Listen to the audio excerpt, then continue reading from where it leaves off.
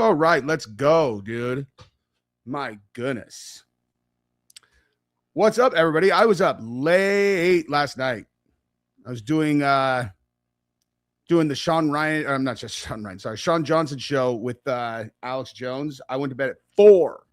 So I knew I was starting late today, dude. Dude, there's this whole case is a joke. And this whole entire trial makes no sense. Why? You guys, I don't know if you guys watched my my episode from this morning. Okay.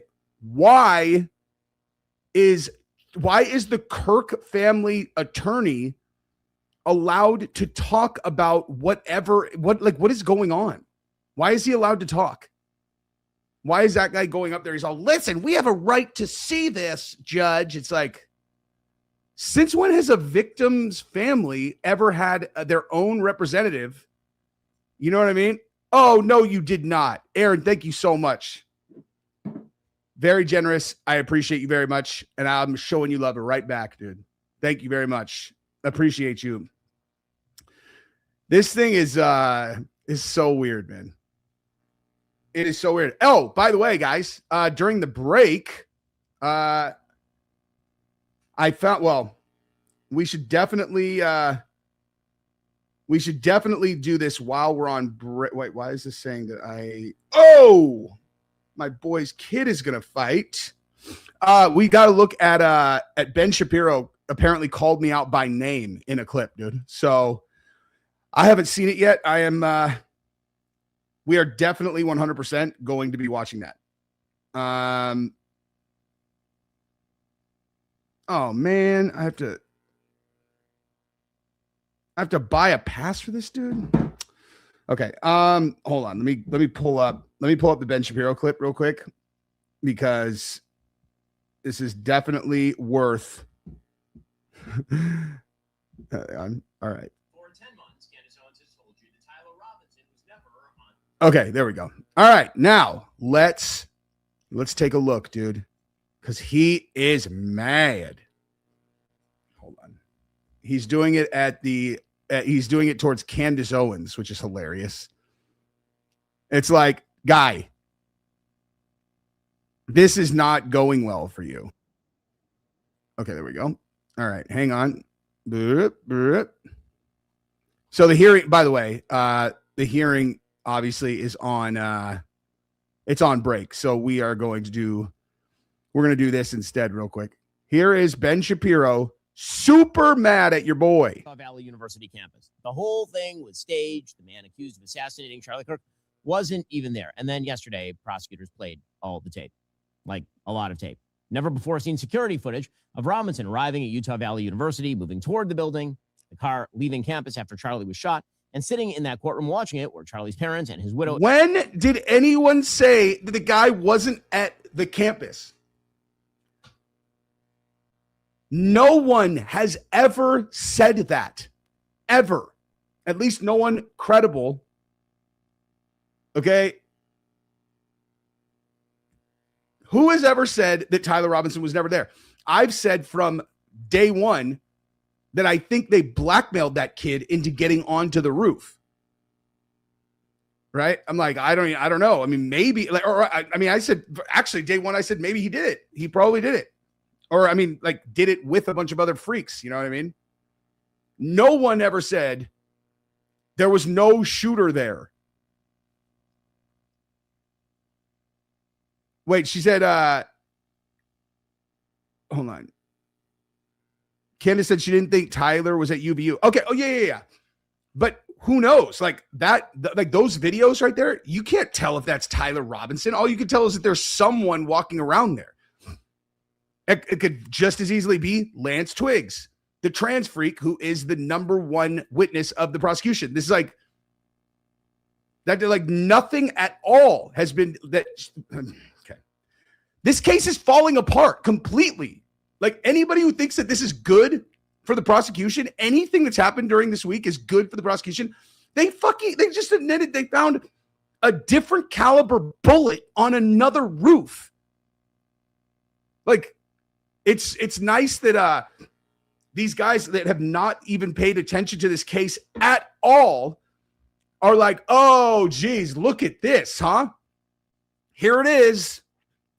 Here it is. There's video of this guy walking around the campus. Headshot conspiracy theorists were like, what the fuck are you talking about? We've been talking about that for almost a year.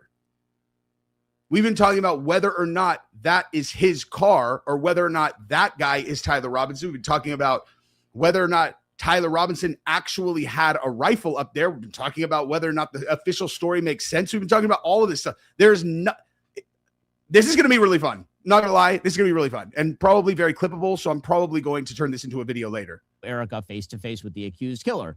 So much for he was never there. Well, today we're going to go through the evidence from the hearing. We've also got Lyndon Blake, our investigative reporter, here with me to break it all down.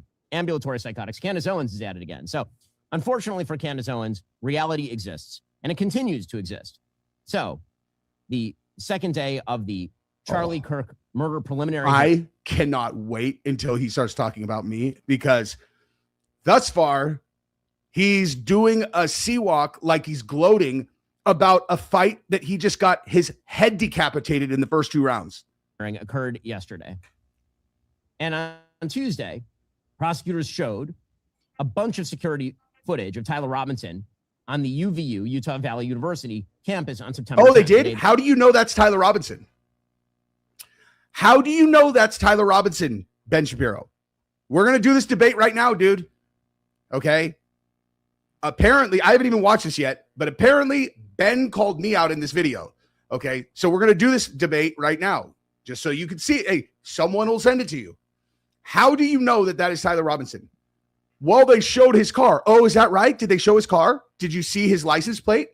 Did you see later on in the trial when they admitted that there is that same car has a bald guy driving it around with 3 other people in the car? How do you know that that's his car? Someone is walking in the garage. Maybe, it's on video, but, AI is kind of making things a little bit murky now. But let's just say, okay, so someone's walking in the garage and you say you found a video of a car that matches the description of Tyler Robinson's car, but you can't see the license plate. And they admitted that that's all they're going off of is that Tyler owns a car like that. And Tyler Robinson supposedly has never confessed to this crime. You have a 100% confession from Tyler Robinson that came through his roommate, whose DNA is on every single piece of evidence. Okay? You understand the term reasonable doubt, correct? So you have a violent transferee who got kicked out of his family because he attacked his grandparents with a knife, okay? Going into a jury pool of LDS people, okay? Now, I know you haven't ever lived in Utah, but I have. Do you want to know how much credibility they're going to put in some trans freak who, left the church and tried to stab someone in their family, allegedly? Probably not a lot, dude. Okay? So the whole case relies on him. And then the text, this is going to be fun. That he was accused of shooting and killing Charlie Kirk. Now, to understand that this is rather damning for Candace Owens and her conspiratorial clique of morons.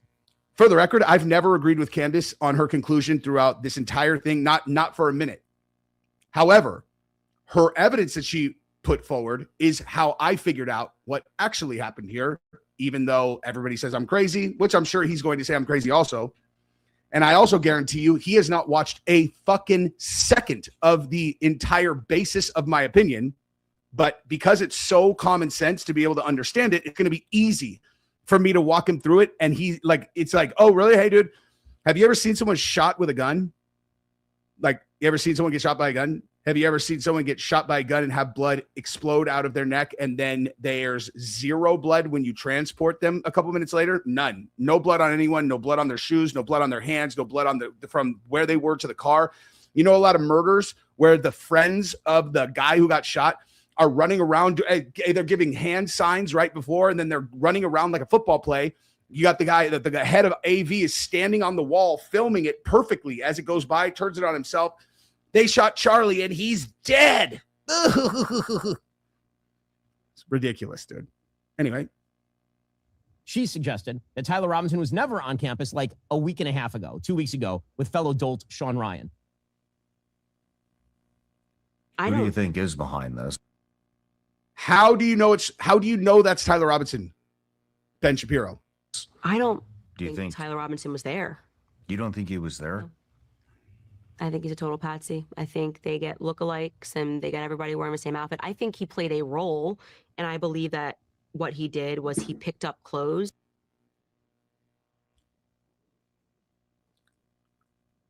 She just said lookalikes. What proof do you have that that's wrong? Okay. I'm not distancing myself from Candace. I've always had the exact same opinion, which is Candace is doing something that she believes in. I've never agreed with her conclusion. Her conclusion has been Israel did it with the help of TPUSA. I've never agreed with that. But I support her. I just don't agree with her conclusion.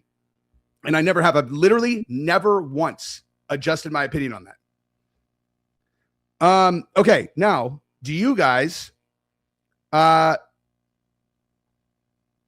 want to watch the court case, or me buttfuck Ben Shapiro? Totally up to you guys, dude. Because it just started back up. Here, I'll go back to this case, and then we'll go back to Ben later. Off is we were looking to, what the state was looking to confer with defense to ensure that states exhibits 16, 16.1, 16.2, and 16.3 were shared. Ms. Hunt. We have reviewed 16. What's up, user? 16 with defense, and it comports with the court's order. At this point, we would like to put Agent Davis back on the stand and continue with displaying that, publishing that. All right, Agent Davis, if you'd like to come forward, I remind you, you're still under oath. If you'd like to have a seat, there should be a water bottle to your left. Aaron, thank you again, dude. If you wouldn't Very, mind, very just generous. I'm bring looking that at that microphone like, and bring it thank you. close to you so the record can pick up your testimony. Ms. Hunt, your witness. And just for the record and the court's benefit, we have made the edits that the court has ordered. We have shown them to defense.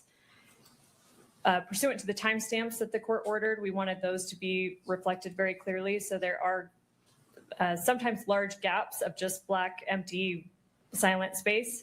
When there are large gaps, we will fast forward. Some of those are short enough that we'll just let it play if the court is okay with that, with proceeding that way. Thank you. I appreciate giving a heads up so all parties know what's going on. Thank you, Ms. Hunt. So at this time, we would move to publish on the monitors States Exhibit 16. All right, and to the media, there is a monitor for your benefit right there next to you. For the camera, there is one for that direction as well as for the gallery.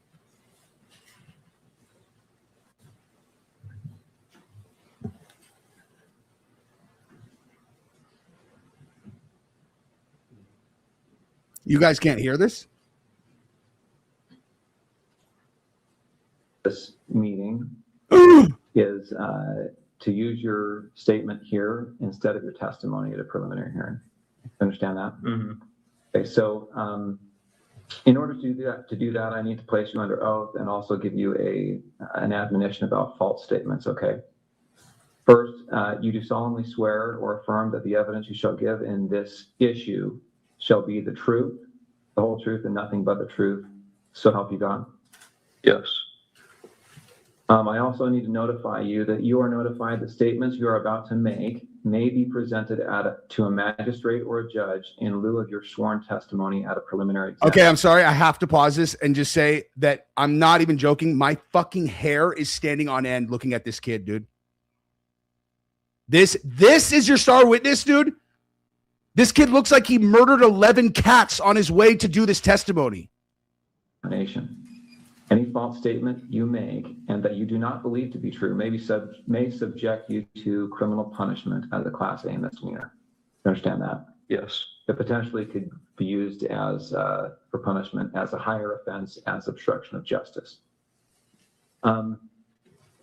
Okay, real quick. Anybody who's not up to date on this case, this is the trans furry roommate lover who is the absolute 100% central core piece of the state's case, because he is the one who turned over the text messages. He's the one who turned over the he's the one who said that Tyler had confessed to him, yada, yada, yada, all that. And his DNA is on every single piece of evidence that Tyler Robinson's DNA is on. Every single one. This guy, okay, is the reason that they immediately zeroed in on Tyler Robinson. He had access to his Discord where supposedly Tyler Robinson confessed. He had access to Tyler Robinson's devices where he could have, created that text conversation with him. This guy is the one with a history of violence, got kicked out of or he either left or was kicked out of the church, one or the other. And he's the one who's going to be the star witness in the real trial. In addition, I just want to make sure that our recording here is clear that you've also been given a federal agreement and a state agreement granting you immunity from prosecution for materials that you discuss now. Do you understand that? Mm-hmm. Okay. The reason they're doing this this is the last one I'm going to answer, and then I'm just going to let this play because this is really important. But this is Lance Twiggs. This is the reason that they're playing this on video and they're not having him in person is because the judge determined that for the pretrial, all they had to show was a video of his testimony. They're gonna cross-examine him later. He looks so psychotic that it makes me think that this is all not real. Like, no one would make this kid look like this in this thing and then have him chewing gum. He's chewing gum, dude. They're like, look like a fucking psychopath. He's all. They're like, oh yeah, let's base the entire case on this kid, dude. That is absolutely wild. Okay, so we're gonna play. I'm no more talking until the end of this video. Once I check this up. Okay, living like Joe, making my day, hard work, keeping us informed. Thank you so much. I appreciate you very much. And all right, now we're gonna do this, and buckle up. First, we're going to cover some of the things that you've already talked about, but to make it as part of this record. First, what's your name? Full name with middle name or just first and last? First and last is fine. Okay, my name is Lance Twiggs. And do you know Tyler Robinson? Yes, I do. Yeah, I do. And this is the same Tyler Robinson that's been charged with the shooting of Charlie Kirk? Yes. And would you say when you first met Tyler? I think it was 2023. I've known him longer than that, though. That was, I think, the first time I met him in person. Okay.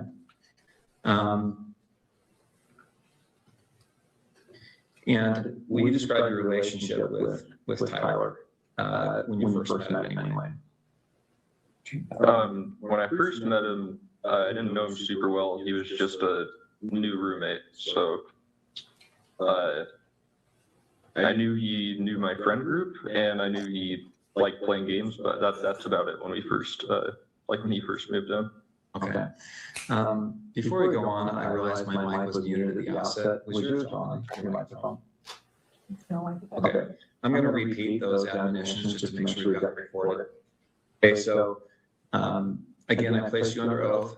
He's like, I just acknowledged that there's an echo and I'm not going to fix it. And then I'm just going to go ahead and continue. Just to make a record, I'm going to do it again. You do solemnly swear that the evidence you shall give in this issue shall be the truth, the whole truth, and nothing but the truth, so help you God. Yes. And again, I'm going to give you the false statement admonition. Sorry, hold on. They're saying that it's echoing, so I think this one's mic is on. Okay, sorry. Okay, you don't own my mic, but that's fine. Hey, Okay. have the So have we the should killer do that. fix it, All right. dude. I'm just kidding. Have the totally legit witness who's not a Fed plant that's trying to sell this narrative fix it, Is that or what's maybe on? kill him. I don't know. Yes. Okay, great. All right, okay, sorry about that interruption. All right, so you said when you first met, you were roommates? Yeah. Okay. And then at some point, your relationship progressed to something more than just roommates, is that right? Mm-hmm. When was that? I think we started dating 2 or 3 months after he moved in. Okay. And where did you live at that time? St. George, in an apartment complex. And is that apartment the same place you lived when on September 10th? Yes. When you lived there with Tyler, were you in the same room? Did you live in the same room or different rooms? No, separate rooms. And at that time, let's say September of 2025, what were you doing with your life? Were you working, school? I was working. I was doing like bathtub and shower repair and stuff in new construction. Okay. How about Tyler? I think he was both working. I think he was working for an electrician company then, and he was also in a trade school for being I don't know, higher like ranking electrician. I'm not sure how the trade system works for that. Okay. But yeah, I think he was both. What was his typical work day like? I think he'd leave around 7 generally and get back around 3 to 4, depending on like where the job was and how long it was for the day. And then on certain days of the week during school, like semesters, he would then later in the day, I think around 5 or 6, go to school. So yeah. Okay. Let's jump to September 10th. Did he spend the night in the apartment the night of September 9th into September 10th? Into September 10th. Yeah, he did. Yes. Do you know when he left the apartment on September 10th? I don't know an exact time. I just know he left early. I heard him leaving, and he just said he had a long drive to work that day, so he was leaving early. Okay, so early. Any guess as to what when that was? I don't know. I would have thought it was 5 a.m. because that's when like an early work day was for him, but it was probably more like 4. Okay. I'm gonna have him spell his gum just to make sure that I can do that. you mind. I think you're right in front of your laptop. Oh, here you go. Thank you.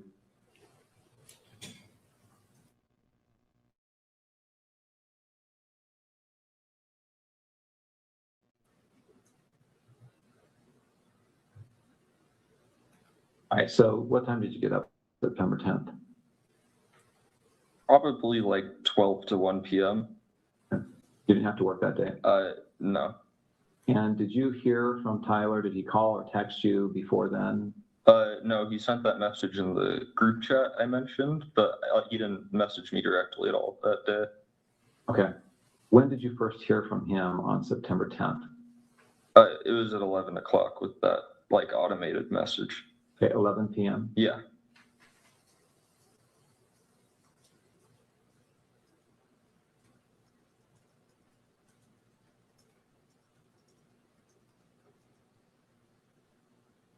Oh, this is my favorite part. Wait. Are they just going to play the entire redacted portion as a black What about- bar? What is wrong with people? He asks you here, remember how I was engraving bullets? Was he engraving bullets before this? Yeah, I remember exactly when, but he had said he was planning to go hunting with his family. And he asked me if we had a Dremel because he said he wanted to engrave messages on bullets. And I just told him where our Dremel was and told him to make sure he doesn't set off a bullet on accident in the house. But I didn't really think about it until then. How Okay, long bud. before Okay. September 10th was this that he asked about the Dremel? I don't remember because he'd been talking about the hunting/camping trip for a couple months. But I don't remember when he was specifically asking to engrave the bullets. So are we talking like a year before? Oh no, not that long. It would have been I'd say at most a month before this was when he was asking. Okay.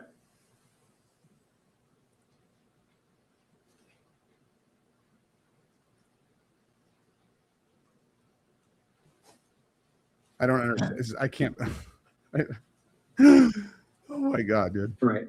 You talked about the note that he left.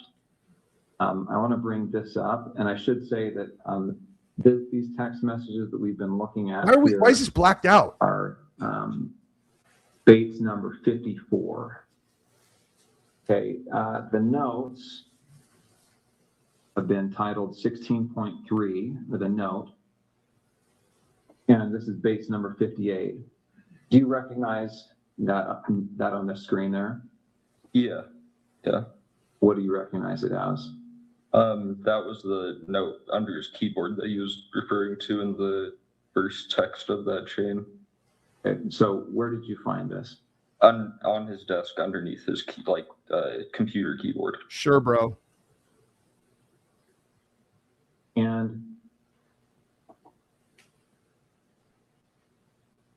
I assume you read it. Yeah. And then what did you do with it after you read it? I believe I just put it back down on the desk after I took a picture of it. Okay. And again, the time you read it was probably around 11 o'clock or so on the 10th, Yes. the night of September 10th. I just took a picture of it in case I wanted to use it to Right. frame him for this And crime. did you ever see that again after you placed it back on his desk? No, I don't think I did. And that was a desk in his bedroom? Yes. And that's a separate bedroom than your bedroom? Yeah. And now I want to go to what's been titled 16.2. And do you recognize this series of messages here?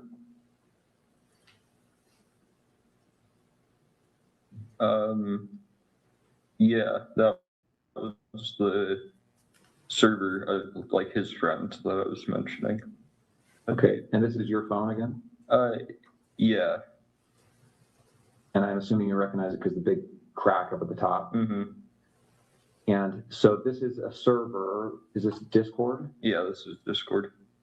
And who are members of this server? I don't want names, just generally. Who are these people? This is his friend group. They played D&D together every week. Okay. Dungeons And I and just want to Dragons. scroll through this to make sure that you get a chance to take a look at it. Or go to the next page. Mm-hmm. Or yes.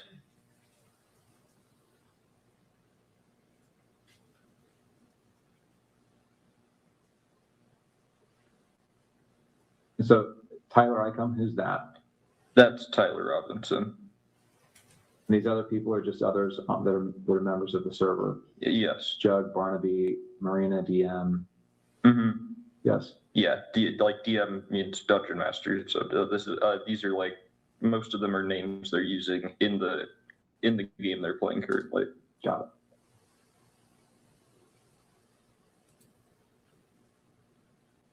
So you're saying you had access to the Discord and could have written those confession letters? Yeah, it looks like the last text from Tyler looks like it's 8 p.m. And do you know what day this would have been? 8 p.m. on the 10th or the 11th? I would think that would be the 11th. Because at least I think so, because I don't think on the 10th that he messaged anyone before me at like 11. So. And he turned himself in on the 11th, right? I thought so, yeah. Okay.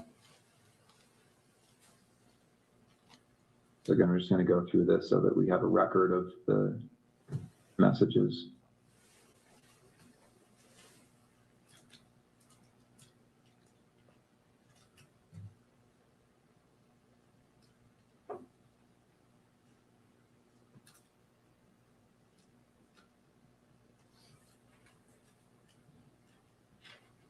Is that an accurate recording of that thread? To my knowledge, yes. And that was sent, looks like between September 10th and September 12th. Looks like the last day on this is September 12th. Screen? Yes.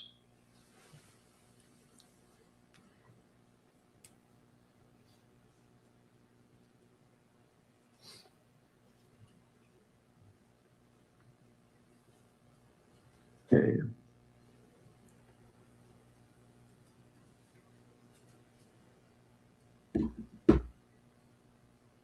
All right, so again, those messages covered from September 10th to the evening of September 11th. Now, September 11th, what time did you see Tyler on September 11th? Yes. When did you first see him on September 11th? So this is the day after the shooting? Yeah, I saw him when I woke up.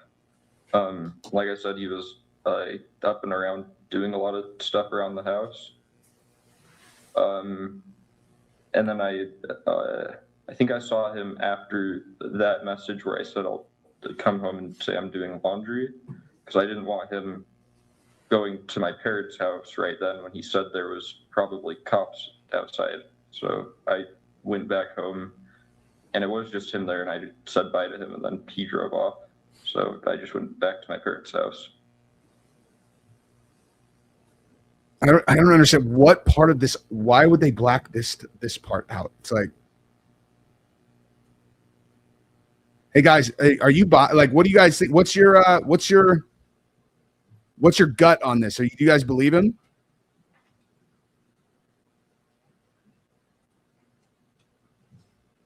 Sonia, thank you so much. Thank you for the super chat. So he acted erratically. Was he pacing? Was he just sitting down, relaxing? No, he was walking around a lot. Right, and that's within the home. Mm-hmm. And did he talk about what he had done? Didn't go into detail. I just asked him in person if what he said was true the night before, and he said it was. I started crying a little bit and said he wishes he hadn't done it, and then kept going around and just doing stuff, I think, to keep himself busy or distracted or something. Okay. Did he talk about what he was going to do next? And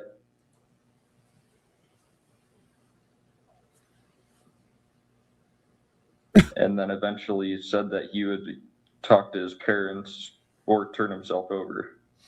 Okay. And when you left, was that how you left, understanding that he was going to turn himself in or go to his parents' house? Yeah, and I didn't really want to be at our apartment while any of that was happening, regardless of what went down. Okay. This story is not believable at all. Okay. Before he came home, had you seen the press releases, any of the media on this? I'd seen one Instagram link a friend of mine had sent in our group chat, Okay. but I hadn't really looked into it at all. And had you seen the images that were released of the suspect? I did the next day. I don't think I saw any on the 10th. I'm going to show you a couple of those images.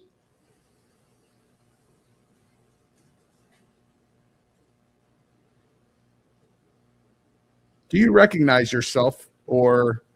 Okay, I'm on the FBI's website. That one doesn't even look you like see him, the though. URL there at the top. This is some press release about this event. Doesn't look like either of them. And here on the screen, you see these. Looks like there's 2 rows of 3 images. Mm-hmm. Do you recognize the person in these images? I wouldn't say it with 100% certainty just because of camera quality, but that looks like him in terms of the shoes he's wearing, the sunglasses. I don't think I'd specifically seen him wearing that. I'm pausing this specifically for this reason real quick. I'll let this go. But the shoes, he just mentioned the shoes specifically. I did a video on this a long time ago before I even got on the Charlie Alive thing, where I showed that it appears that him and Lance had the same shoes, but in actuality, there was a very subtle difference between the shoes that Lance was wearing in a bunch of pictures and the shoes that Tyler's wearing in a bunch of pictures. And the shoes in this video right here match Lance's, not Tyler's. Just interesting that he mentioned the shoes, dude. But he was usually wearing a hat, and then jeans. So, hey, you're telling me that there's a person where your lover that you live with and sleep with every night could be looking directly at a camera, and you're like, yeah, I'm not 100% sure that's them. That's it. Give me a break, dude. It definitely, especially the bottom, the last 2, definitely do look like him. But you're not sure. Oh, they do look like Tyler Robinson. And you talked about that with your friends, right? This is like him. Yeah, his friends. Yeah, I don't know if I talked. I don't remember if I talked about it with any of my friends. And then since I didn't have my phone after that for a while, and I still am not using social media, I don't know on my friends' end. Okay. All right, I want to back up a little bit now. We've talked about September 10th, but let me get a little bit of context here. So, did you game with Tyler? Yeah. What kind of games? We played some just kind of party games together, like anything that would be multiplayer with a group of friends. There was one game he really liked called Sea of Thieves, where you play as like a pirate, and you can't fight against people.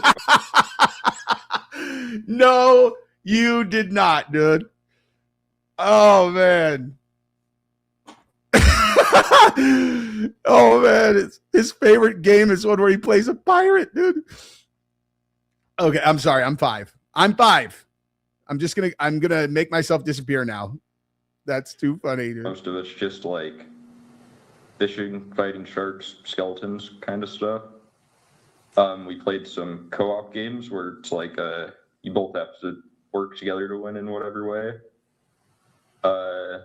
Way back when I was just out of high school, when I first knew him online, we played some like shooting games together, but I didn't know him very well, so that was just when we had like a full friend group. My audio's still on. Stop trying to get me in trouble, kid.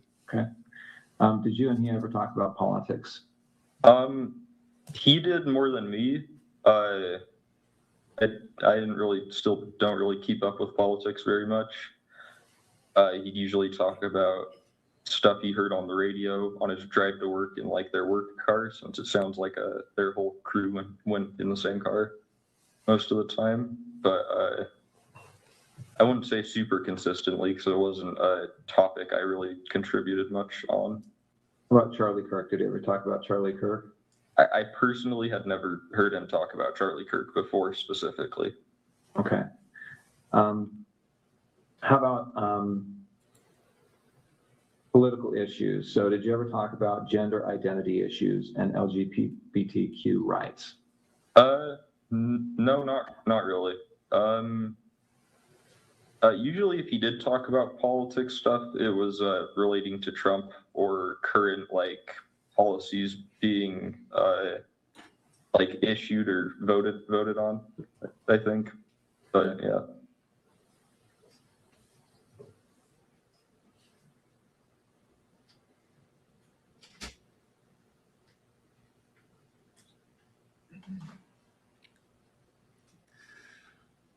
Oh man, like the game where you got to play a pirate. That is, I'm never gonna be able to watch that clip Okay, without so laughing. before that, you have been. For a short time, yes. Okay, and I understand you're going by Luna at some point. To some people, yeah, but not as an overall thing. Oh my god, that is the funniest thing I've ever. That is the fun. I am 5 years old, dude. That is so funny. Pirate, dude.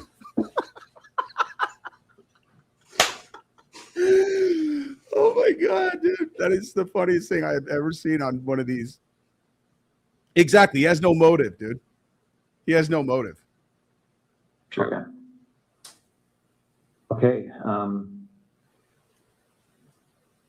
I think that's all the questions I have for this portion. Let me check and see if I've missed anything. There is nothing in this testimony that is even, this doesn't even, like, how would this help the prosecution's case?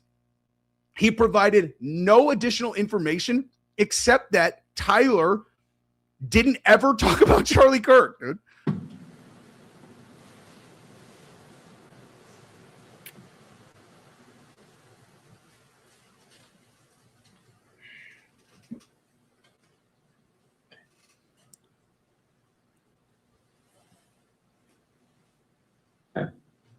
The Dremel that you talked about, you said he had asked for that, is that right? Mm-hmm. And had he told you it was to inscribe bullets? Yeah. And so did you have a Dremel then? Yeah. Okay. It was in our, like, our apartment, we had a section where we kept all our, like, random tools for household stuff. In our, What like, is a Dremel? lower basement level pantry. So, yeah. Oh, Okay. I have a Did you Dremel. give that to him or tell him where it was? I just told him where it was, yeah. I have one, and I didn't even know what it was called. Okay, I'm going to go ahead and end the recording for the 1102 purposes.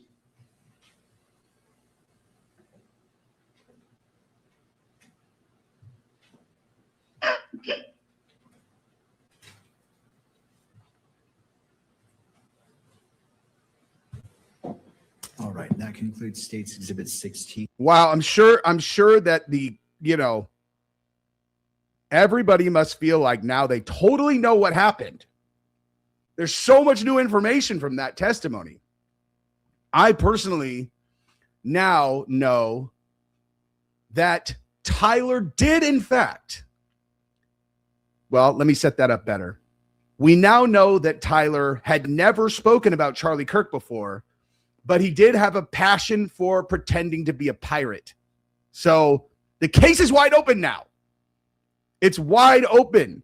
Okay.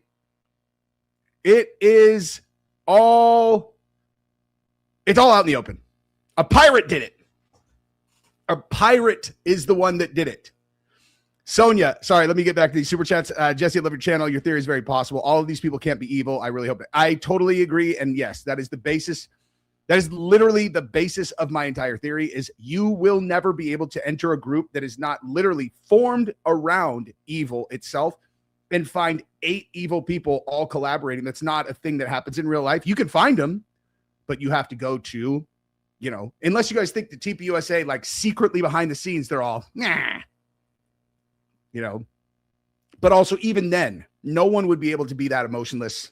It's impossible. The crew cat, thank you very much for the super chat. Appreciate you. Ned Bala, thank you very much. Hi, Jesse. Love your working and dedication to the truth. Hugs from Australia. Thank you very much. And that is a hug right back at you in Australia. Squadge, I hate this kid. He smells. I feel after watching that, I'm like, this is like the least eventful thing I've ever seen. Now maybe they edited out all the good stuff, right? But like he never talked about Charlie. Tyler Robinson never mentioned Charlie ever before that. And yet he was like, I'm going to go shoot him in the face in front of the world. You're all, what, dude? Is that how that works? Quantum Healer, thank you very much. Mr. Baxter, sit down. Quoting Judge from Ultimate Conspiracy Caper film, Wild Things. I just watched that movie. When pompous lawyer not involved in proceedings makes a statement, Jesse, your show today reminded me of that. That's so funny that you just brought that movie up, man. I just randomly was on Netflix maybe like 2-3 weeks ago, and it was like last chance to see Wild Things. I was like, dude, I haven't watched that movie in like 20 years. I'm going to watch it. It's good, dude. Like that movie's really good. I didn't remember, like I went on a kick of like those like, noir mystery flicks right after that, where I was like, damn, I didn't remember that movie was so good. I went and watched Body Heat. Dude, Body Heat is so fucking good. I had never seen that movie. I asked ChatGPT, I was like, what's a movie that's like Wild Things? And it recommended, it's like, go watch Body Heat. It's from the 80s. That movie is fucking fire, dude. Go watch Body Heat. And try not to think about Tyler Robinson in a pirate outfit when you do. All right, now let's go back to the case. Ms. Hunt. During his second interview let me get the date right.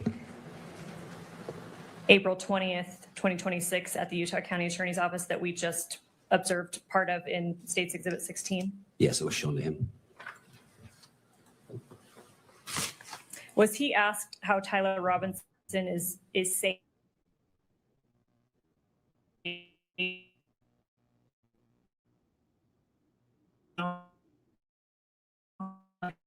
As a contact? Yeah, just as Tyler. Obviously, records? Yes, I did. And do they match? Yes, they match.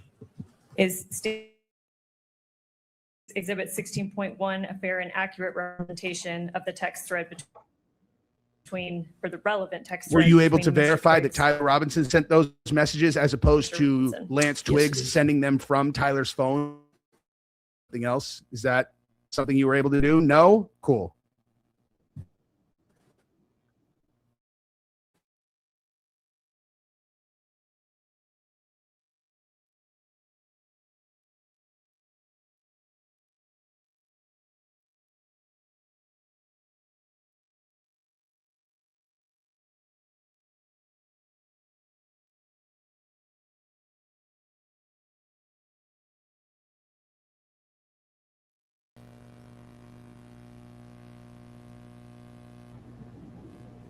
At extraction? Yes, I have. And according to that extraction, did Mr. Sorry, guys. Robinson, I Mr. Twiggs, just and realized James my computer was on the wrong Wi-Fi. I just fixed it. That's not going to happen again. I don't think. messages on September 10th through 11th, 2025? Yes, they did. What time was that first text sent according to the Cellbrite extraction? The first text was September 10th at 11 p.m. All right, Judge, I would move to admit States Exhibit 16.1.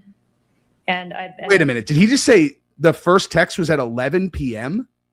I thought that he was texting while he was waiting to go get his rifle. Pursuant to court order, I would move to publish it to the monitors. Mr. Novak. We have no further objections beyond those that the court, of course, is very familiar with at this point in time. All right, I'll note the standing objections made by defense. Those objections are overruled. This 16.1 is admitted into evidence and may be published to the gallery as well as electronically distributed through the camera. All right, Agent, I'm not going to go through every single message, but I do want to have you read aloud certain portions of them. And I apologize to counsel, these are not actually given a page number. I have page numbers, but I'm happy to confer that we're on the same page as we go. So here we're looking at page 1 of States Exhibit 16.1. If you could read a little more than halfway down where it begins Wednesday, 11 p.m., will you start reading underneath that? Yes. So this would have been from Tyler. It says, drop what you're doing, look under your keyboard. And I apologize. Let me stop you there. How do you know that that message would have been from Tyler Robinson? At 11 p.m.? At 11 p.m.? What, a fucking retarded? 11 p.m.? That's almost midnight. He's supposedly out there waiting to get his rifle at midnight? That's just, so any of the messages in gray would be from Tyler, and messages in blue would be from Lance. It's just the way the iPhone distinguishes the messages. And also Lance in his interview also acknowledges that, who was saying what. And up at the top, who do we see that this thread is between? Tyler. All right, sorry to interrupt you. So read that again, starting from look under the keyboard. Oh my God! It really says 11 p.m. right there. Oh my God, dude. Okay, if you guys are not familiar enough with this case to understand why I'm literally like about this conversation was supposedly happening while he's waiting to go try to get his rifle back. 11 p.m.? This isn't, okay. If this really is when this conversation, they're going to say that this conversation happened, then they are throwing this case on purpose or some other, this is insane that they're even showing this, dude. That, then Lance responds, he says, what? And then he says, you're joking, right? And then Tyler says, fuck, I tried to delete that. We could scroll down to page 2. And if you can continue reading along. Okay. Then Tyler says, I'm still okay, my love, but I'm stuck in Orem for a little while longer yet.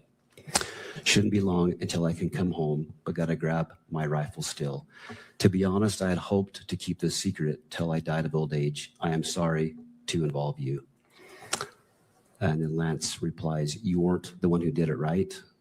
And Tyler says, I am, I'm sorry. Lance says, I thought they caught the person. And then Tyler says, no, they grabbed some crazy old dude and interrogated someone in similar clothing. I had planned to grab my rifle from the drop point shortly after, but most of that side of town got locked down. It's quiet, almost enough to get out, but there's one vehicle lingering. We could scroll down to page 3. Continue reading. Lance says, why? And Tyler says, why did I do it? And Lance says, yeah. Tyler says, I had enough of his hatred. Some hate can't be negotiated. The first time he's ever talked to this is the first time they've ever talked about Charlie Kirk. It's happening at 11 p.m. and he's acting like he's out there still 12 hours later, just waiting to go grab his rifle. What the fuck are you talking about? What the fuck are you talking about? Out. If I'm able to grab my rifle unseen, I will have left no evidence. Going to attempt to retrieve it again. Hopefully they have moved on. I haven't seen anything in the news about them finding it. We'll update you shortly, or sorry, we'll update you by midnight. And then Lance says, all right, stay safe. How long have you been planning this? Scroll down a little bit, please, Kimberly. And Tyler replies, a bit over a week, I believe. I can get close to it, but there is a squad car parked right by it. I think they already swept that spot. Yeah, just real quick. For this super chat, Smitty, thank you very much. And just for the record, I care way more about Connor and Max this fight on Saturday than I do anything that they're going to talk about here, just so that I'm on record for that. But I don't want to chance it. We can scroll down to page 4 and continue reading about halfway down. I'll stop you about halfway down. This is while they were spot, but I don't want to chance it while they were parked there. If they'd found it, I imagine there would be more commotion. Again, I'm sorry for roping you into all of this. You shouldn't have to worry about this. And Lance replies, does anyone else know? Tyler says, not to my knowledge. All right, I'll stop you there. Let's move to page 5. So this should be page 4. So just scroll down 1, please, Kimberly. And if you could read starting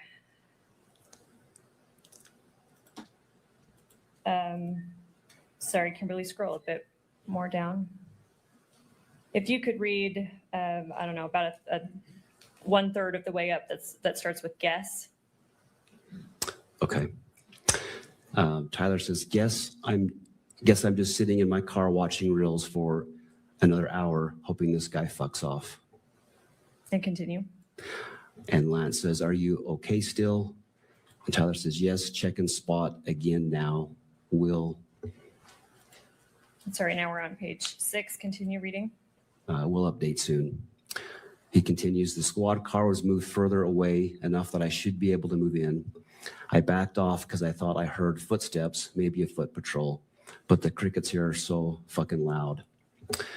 Gonna see if the road closer to campus is open so I can drive past and check shit out.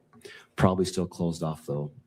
Getting worried, hard to know for sure, but I'm not finding my rifle. Could be in the wrong spot. Lance says, do you think they found it? And Tyler says, dunno, they haven't published anything if they have. And then Lance says, why did you leave it behind? Oh, sorry, Kimberly, if you could scroll down. Originally. Also, does it have a serial number? We could scroll to page 7. Hey guys, do you think it's more likely that Tyler Robinson is sitting out waiting to get his rifle at midnight, or that Tyler Robinson is fucking asleep and Lance Twiggs took his phone and then cooked this entire text thread up? Or do you think it's more likely that I've been right this whole time about Charlie being alive and this whole thing is a show and they absolutely they intended from the beginning to use the Lance Twiggs angle to get Tyler Robinson off so Tyler Robinson could be the patsy, but they're not going to actually send him on to death row. This is all part of the entire thing because this case is fucking garbage, dude. Like garbage. Lance's DNA is on every piece of evidence, and this is happening at 11 p.m. and he has access to Tyler's phone and Tyler's Discord, and they're doing it at a time when Tyler's probably asleep. Give me a fucking break, dude.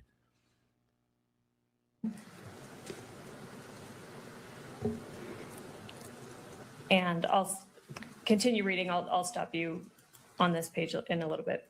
Okay. So Tyler continues, IDEK if I had a serial number, but it wouldn't trace to me. I worry about prints. I had to leave it in a bush where I changed outfits. Didn't have the ability or time to bring it with. And stop there, please. And then if we could go to the next page, page 8. And if you could start at the top. Okay, so Lance says, was your change of clothes there or was that also gone?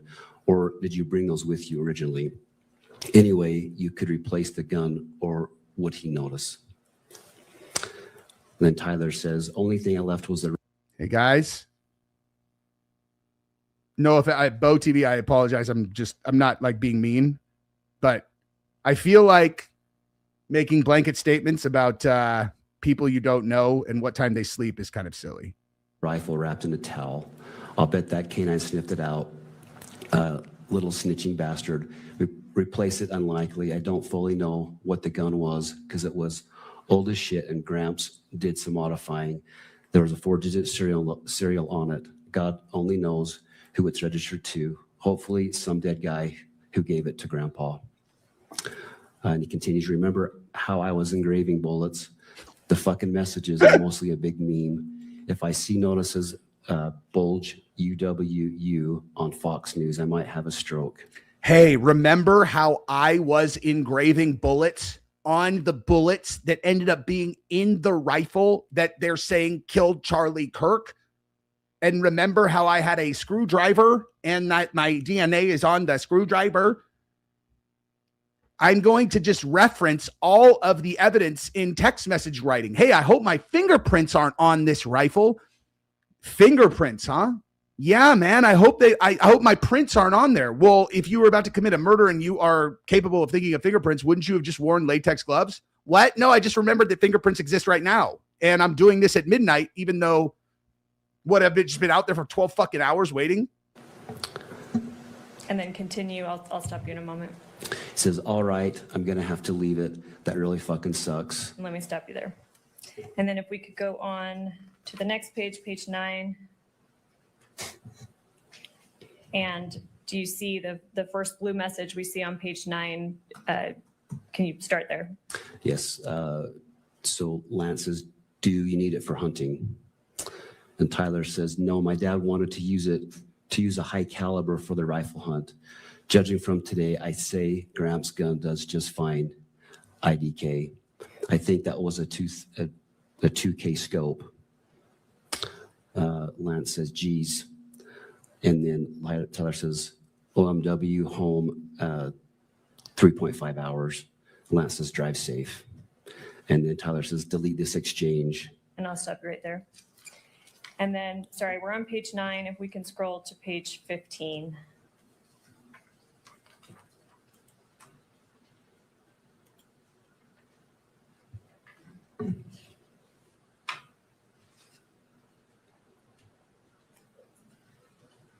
And then the second grade message on page 15, if you could start there.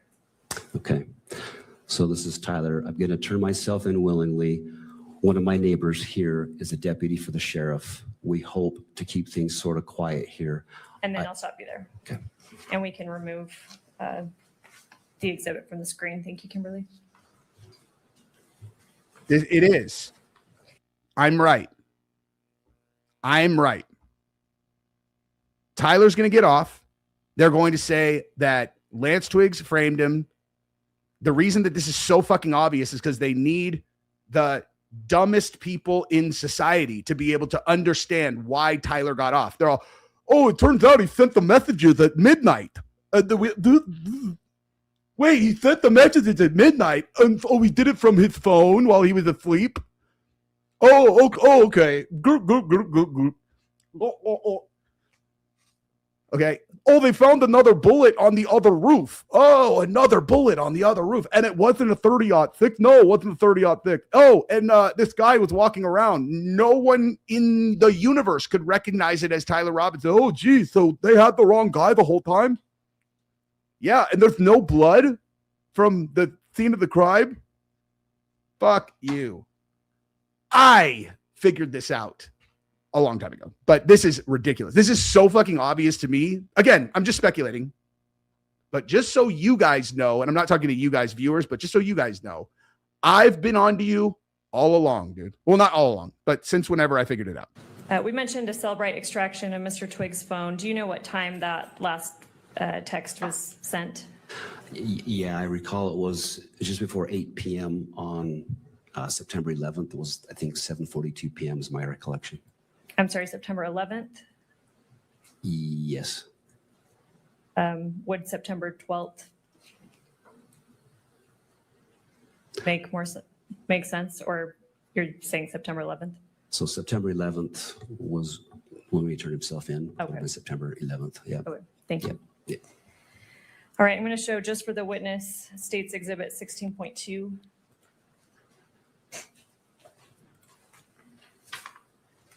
Yep. This, hey, most common sense. Listen, you have now demonstrated you're smarter than everyone at this trial.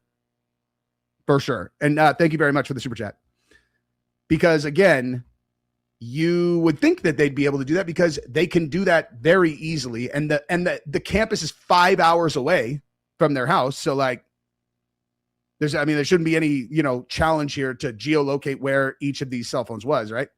So you're saying he was there at midnight? Okay. Let me know when you see that. Okay, I see it. Do you recognize this? I do. Yep. What is it?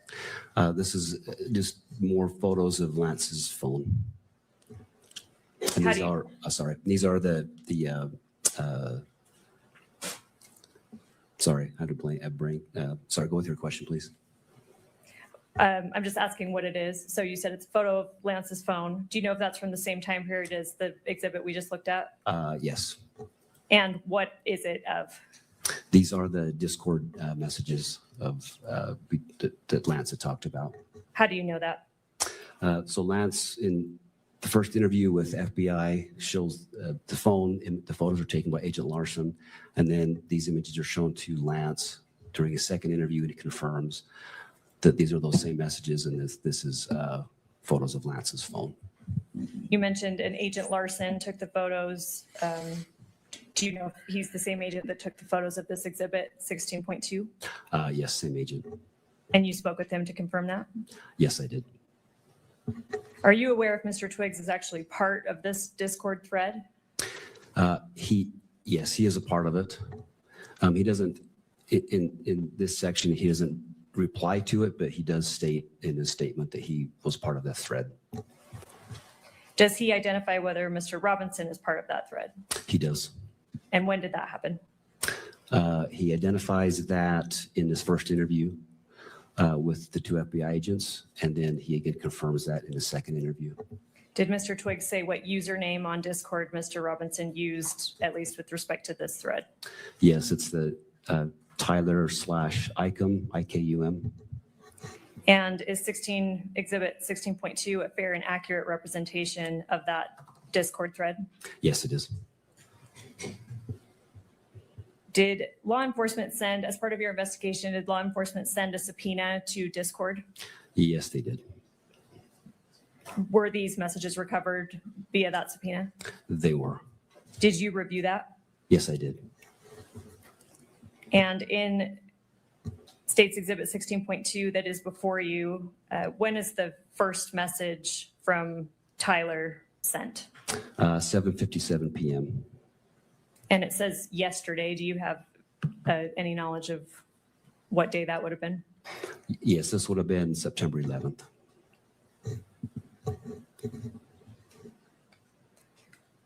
So Tyler sends the first message that you're seeing on Exhibit 16.2, September 11th at 7:57 p.m.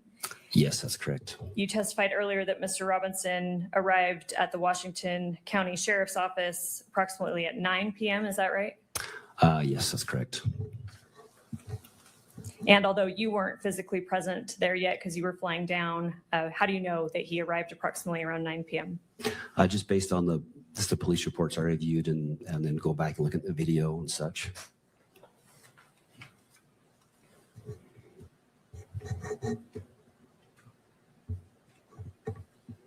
Judge, the state moves to admit State's Exhibit 16.2 and publish it pursuant to court order. Mr. Novak. Thank you, Aaron. We've already lodged all of our objections on all three phases. All right. noting the standing objections by defense. State's Exhibit 16.2 is admitted into evidence and may be published only in the gallery, not for distribution on electronic media.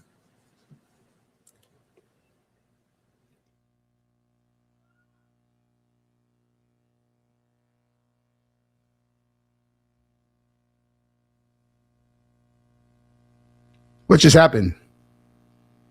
What just happened to the audio? Sorry, guys. I'm over here, like I'm doing my own stream, and I'm texting right now. I'm texting with Baron, fucking Nate, Triggered, all these guys, like in our group chat. I'm going back and forth with these guys. Hold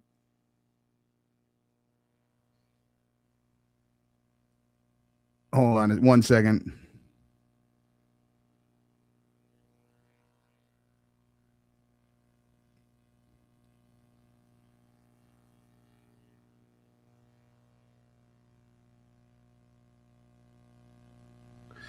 Okay, so what is going on? Did this just like freeze?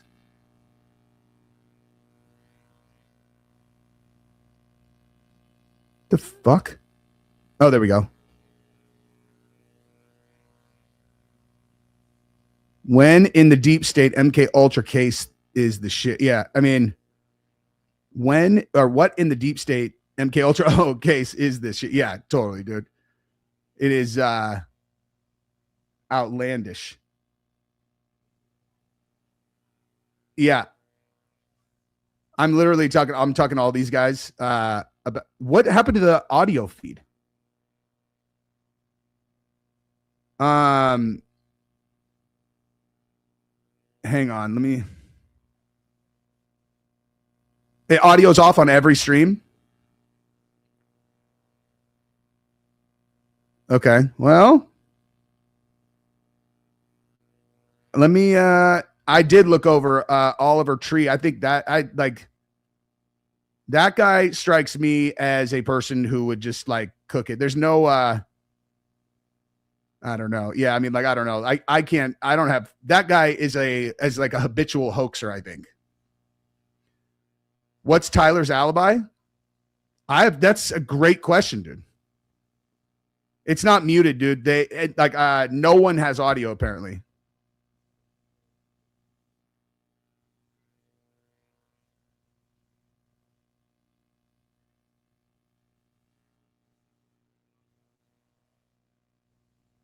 Interesting, dude. I'm telling you guys right now. This is what I was just texting in the group chat with those guys. It's like, I literally, okay, so when I started doing the Charlie's Alive series, I said from the beginning, I'm like, the one part of this I can't reconcile is Tyler Robinson. I have no idea how they're doing that. I don't know if he's actually sitting in jail because I don't like, they're like, I hadn't really heavily considered at the time that maybe he was, one of these kids that was downloading horrific stuff off the internet to the point where they're like, they blackmailed him to get up on the roof and then they were going to use him as the fall guy or whatever. I was more in the line. I'm like, if he was in on it because, it's like, there's a lot of people on the Utah side that are in on it. If I'm right. And I'm like, if he's in on it, like, what, like, I don't know, how would that play out? And I'm like, maybe he was like the linchpin of the whole plan to where it's like they needed one kid who would like volunteer to do a year in jail and then get some enormous financial reward. And obviously, if I'm right about this, the only possible way that you could get this number of people to be involved in this is if there is a very, very large vision that involves vanquishing the fucking demons on the other side. And I've always said that I think that's what this is. I think Charlie and them saw a vision of how they could use this event to like capture and control the next however many years in the moment where AI is about to change the entire world forever. So they could be the ones who implement the AI in a way that's going to like support like Christian family values, because people just can't even wrap their brain around what AI is going to do to society, like at all. They just can't even, they don't understand. Like they don't understand at all. And like as another example of that, this whole thing that's going on with Israel trying to integrate our two militaries. So I was watching a thing about how they're introducing a bill to block that. And it was talking about what parts of the military specifically would be integrated with Israel's.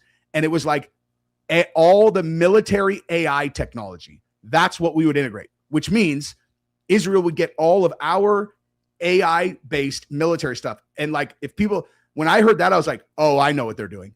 Is because you're not going to need a standing army. Like with the future of AI, you're not going to need 1 million soldiers. You're not going to need 1 million of anything. If you have the top AI systems, you're going to be able to literally fucking death ray people from space with targeting systems that are 1,000 times, 10,000 times more accurate than anything that we have now. It's all going to be AI based. And if you give that to Israel also, they can be globally dominant absent a big army. It's literally handing them military supremacy.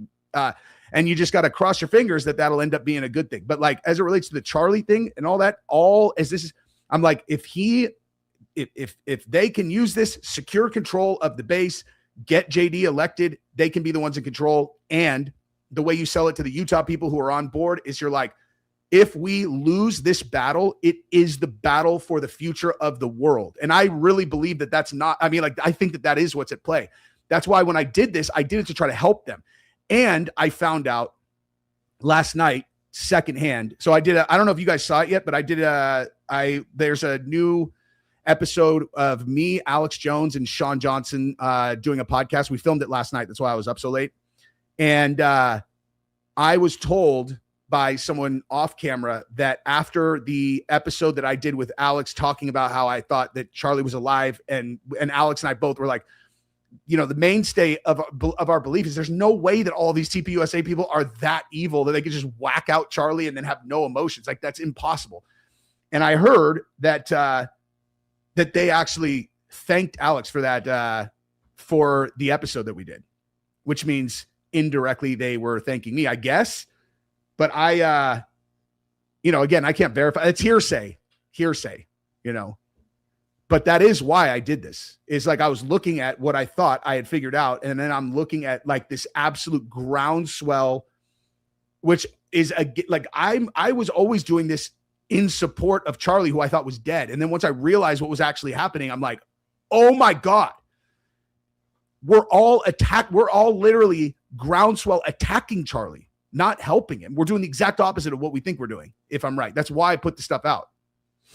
But again, so going back to what I was saying, I couldn't reconcile the Tyler Robinson thing. I'm like, I don't know what this would mean.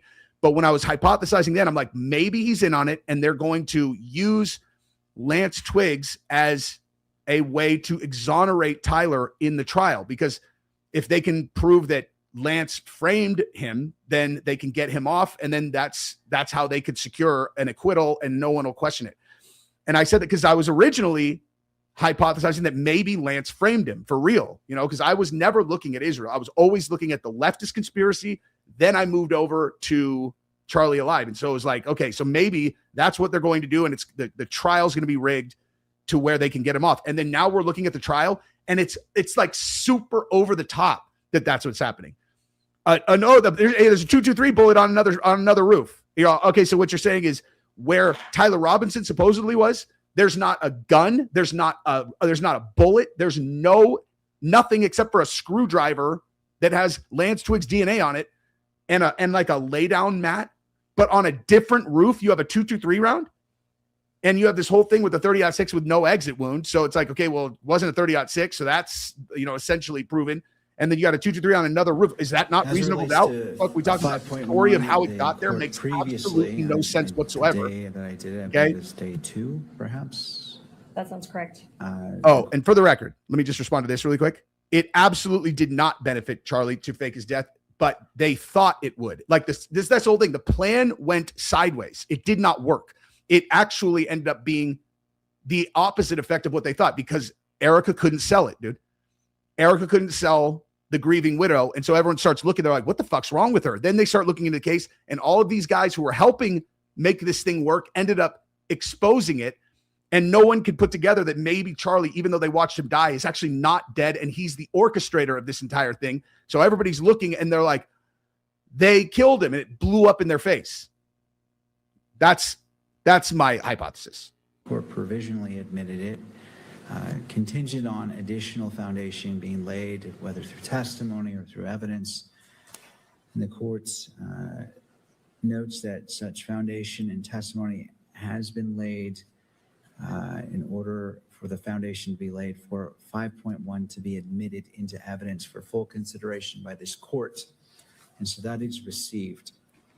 As it relates to publication and taking in consideration the argument by Mr. Novak, well, first noting the objection, the standing objections by defense, that is overruled as it relates to the admission to 5.1.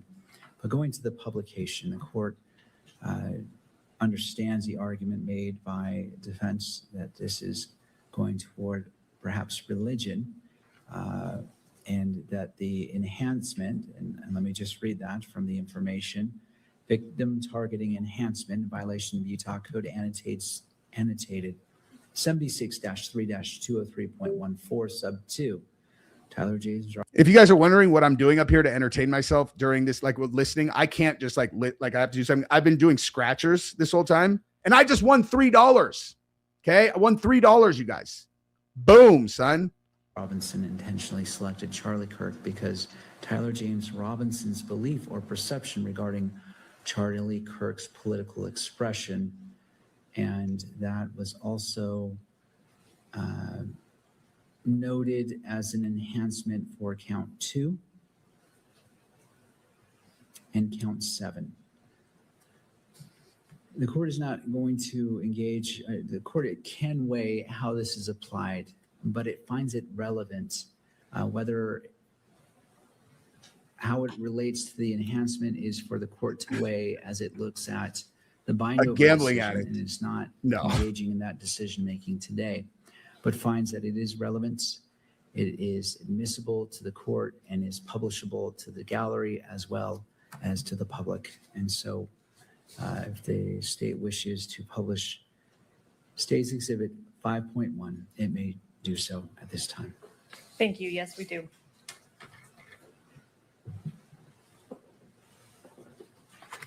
I only do the scratchers that Kimberly, I like don't know if take we wanna forever use the to same do because kind I'm of just trying to flow entertain as myself and I well. like scratch and Thank drop. you. It's fun.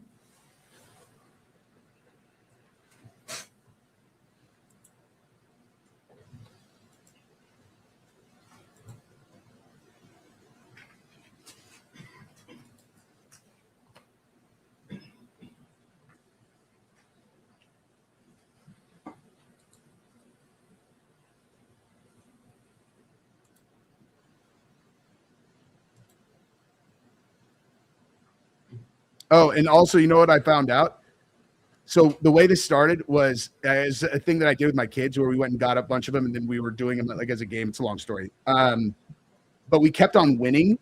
And I found out that in Texas, the odds of winning on scratchers is way higher than California. Cause I'm like, this is impossible. We're not like, for the record, not like up a bunch of money. Like all we would do is just like take the winners and then just go trade them in for more scratchers. The whole goal is just to break even on, is like just to go get more scratchers. Like I'm never cashing out. And in California, I asked ChatGPT, I was like, is there like higher chance of winning on scratchers with in Texas? And it said that there are. It is. But for the record, this is not a good idea to like do to try to make money. It's just, like I said, we get $3 ones and then the whole point is just if we win, we just go get more. And our $100 has lasted a very long time so far. It's fun to do with the fam. All right, I believe that should be sufficient. And Agent Davis, I apologize. I'm going to take you very briefly back to State's Exhibit 16.1, which is the text thread between Mr. Robinson and Mr. Twiggs. Kimberly, if you could turn to page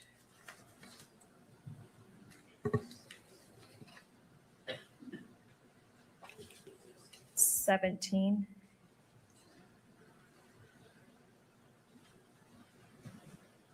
And because this has already been admitted and, court, correct me if I'm wrong, published not only to the gallery, but to cameras at large, I'd ask that it be displayed in that fashion again. All right. Any input from any other party on that request? No. All right, thank you. It may be published, and the media may pick this up as well. Agent Davis, if I can direct you to the very last message on that page, starting with "if any," if you could read that out loud. Okay. This is Tyler. He says, if any police ask you questions, sorry, let me start over. If any police ask you questions, ask for a lawyer and stay silent. My lawyer should be Doug Terry. I'll see if he can reach out to you and make sure the police follow. Okay, thank you. That's all I need from that exhibit. And then finally, Agent Davis, you testified before that you flew down to Washington County Sheriff's Office and observed Tyler Robinson there, correct? Correct. You got his name there. Yes. You stated that you transported or assisted transporting him up to Utah County Jail. Yes, And that you were the booking officer. that's correct. Do you recognize Tyler Robinson here in the courtroom today? Yes, I do. If you could point him out and briefly describe something that he's wearing. He's the individual seated at the defendant's table. It's He's the pirate at the chair defendant's with table. A gray suit coat and a green tie. Oh, man. Your Honor, if Pirate, dude. record could reflect identification of the defendant. Counsel? No objection. All right, I'll note for the purposes of this hearing only that Ooh, I won. Agent Davis has identified Mr. Robinson in court. 2 in a Thank row, you. dude. And Judge, if I can just have a moment. You may. Ready to pass the witness, thank you. And I don't know, if now would be a good time for lunch. All right. We'll go ahead and break right now for lunch for 1 hour, 1 hour and 5 minutes. Let's come back at 1:30. We'll resume and we'll pick up with defense for cross-examination if they choose for Agent Davis. Does either party need I to won benefit the $5 record before we go on our lunch break? Not the state. I have no cross-examination for Agent Davis, so I don't want him to wait here if he has other things to do. Thank you. Thank you, Mr. Novak. Thank you. No cross-examination. May this witness be excused. Yes. All right, Agent Davis, you may Thank you. step down, Thank you. and then we'll resume with the state on their next witness. Court is now in recess. Oh, God. This is fucking gold, man. Oh, my God. I love it, man. So let's do a quick recap here. Okay. Let's do a super quick recap. And then I'm going to show you guys Ben Shapiro's nasty call out of your boy. Okay. Because he says that I am I don't know. Actually, I haven't seen it, but you know. So yeah, we're gonna do that. And but first, let's go through the following. So we just got done finally getting to see Lance Twiggs' testimony. And if I don't, I think maybe let's just go back and since we can actually Nothing but the truth. control this thing ourselves now. Okay. Like, I don't know. You guys tell me, like, what does this do for you? Does this guy seem like a super credible witness who's definitely helping the prosecution's case? So help you God. Yes. I also need to notify you that you are notified the state. It's like right there. I was like, wait, hang on. This is Lance Twiggs, dude. And we described your relationship with Tyler. Like bathtub and shower repair and stuff in new construction. Okay. How about Tyler? I think he was both working. I think he was working for an electrician company then, and he was also in a trade school for being I don't know, higher ranking electrician. I'm not sure how the trade system works for that. Okay. But yeah, I think he was both. What was his typical work day like? I think he'd leave around 7 generally and get back around 3 to 4, depending on where the job was and how long it was for the day. And then on certain days of the week during school like semester. Oh my God. I didn't even put that together, dude. He likes dressing up as a pirate. That's why he was walking with a peg leg. He would then later in the day, I think around 5 or 6, go to school. So, yeah. Okay, let's jump to September 10th. Did he spend the night in the apartment the night of September 9th into September 10th? Into September 10th. Yeah, he did. Yes. You guys already know what part I'm waiting for, right? Like, I don't remember exactly where it was, but I need to experience it one last time, but I'll do that after we do some super chats. Danny, what's up, dog? Your audience is much bigger than Ben's. He should thank you for replying. He's a clown. Dude, I cannot wait to actually see what he says, though, because I got it sent to me by 2 different people this morning. They're like, you got called out by Ben Shapiro. I was like, yes. Thank you. I'm going to call it, Stasalina? Eastern Europe. I've gotten along with every person I've ever met from Eastern Europe. I hope the defense counsel did. We already talked about that. Yes, 100%. That is, I mean, if there's no geo tracking on that text thread, which in case anybody has not seen it yet, the text messages, the least believable text thread in the history of the world, when they showed it in the trial, it was supposedly happening at 11 p.m. Okay. Tyler says he's out still waiting to go get his rifle. You're waiting to go get your rifle. When did they recover the rifle again? Okay. Did they not recover the rifle before 11 p.m. that night? You know, because I'm pretty sure they did. And yeah, the smutty truth. That is a fantastic name. And you should probably have me as a guest on your show if that's the name of the show, because I love a good joke about smut, as you guys are about to find out again when we go back to that interview. And it says, I'm sorry, what in the deep sea? Yeah, exactly, dude. The 80s, baby. Thank you for the super chat. Mr. Soldier says the Terminator was not a movie, but a documentary, and I believe Tyler is in it. If they fake the moon landing, then they can fake Charlie Kirk assassination. Of course. And like, this is the thing about the entire fake assassination is I understand how implausible it seems because it sounds insane. The number of people that would have to be in on it is overwhelming.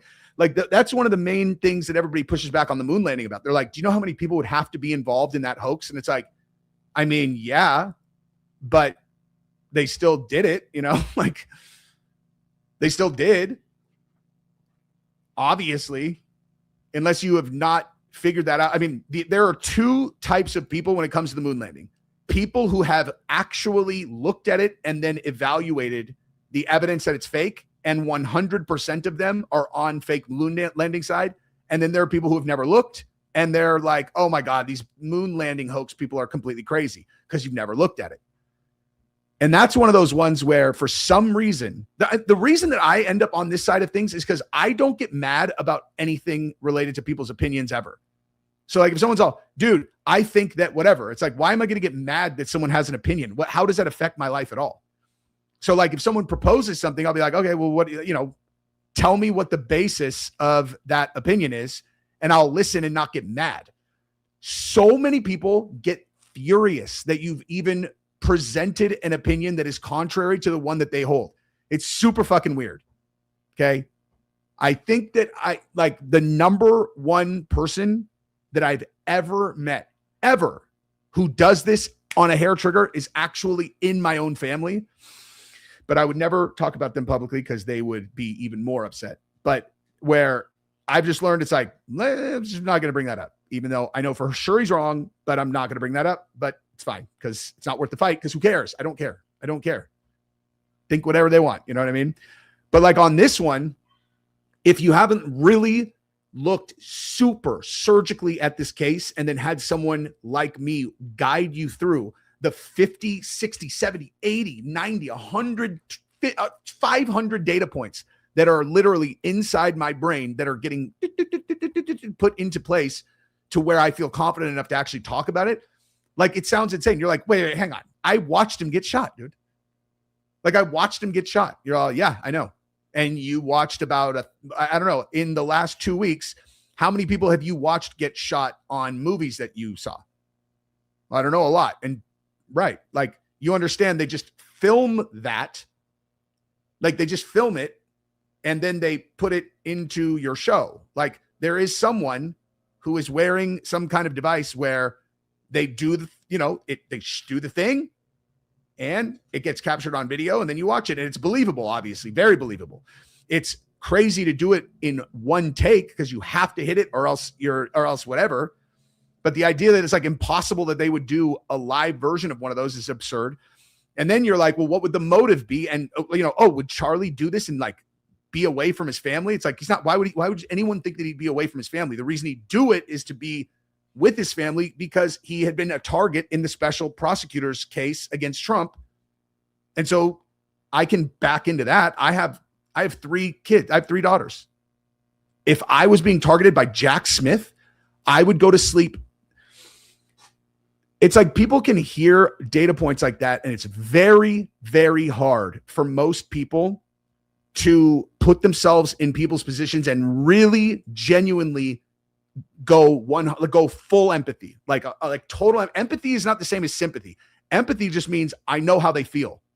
Like I understand how they feel. And I just baseline assume everybody's emotions are very, very similar to mine. And so all I have to do is go, okay, well, so if I was in this very public position like Charlie, I knew for sure that Jack Smith was targeting me. I'm coming home to my wife and my kids every night and looking at them and imagining a world where my daughters were going to have to grow up in this fucking world without me there. Like, before I had kids, everybody's afraid to die to a certain extent, like there's levels to it. Maybe not everybody. There's certain psychedelics I've heard people do, and then they're like, I'm ready to go, near-death experience, whatever. But most people live with some form of fear of death, which is a survival instinct. That's like a hardwired survival instinct. And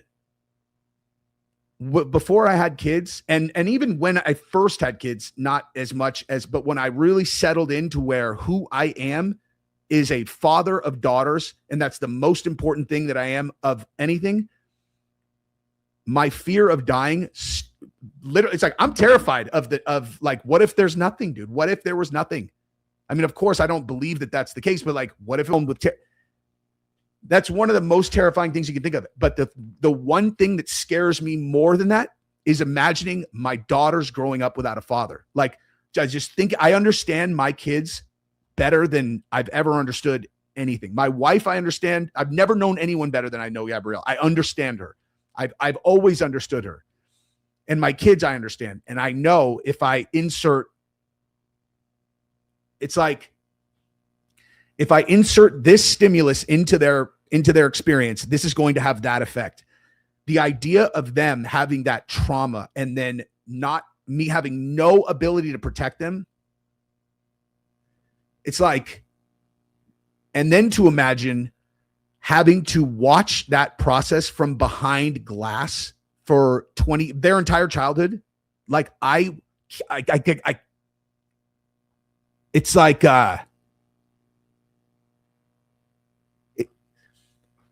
I would do anything to make that not happen.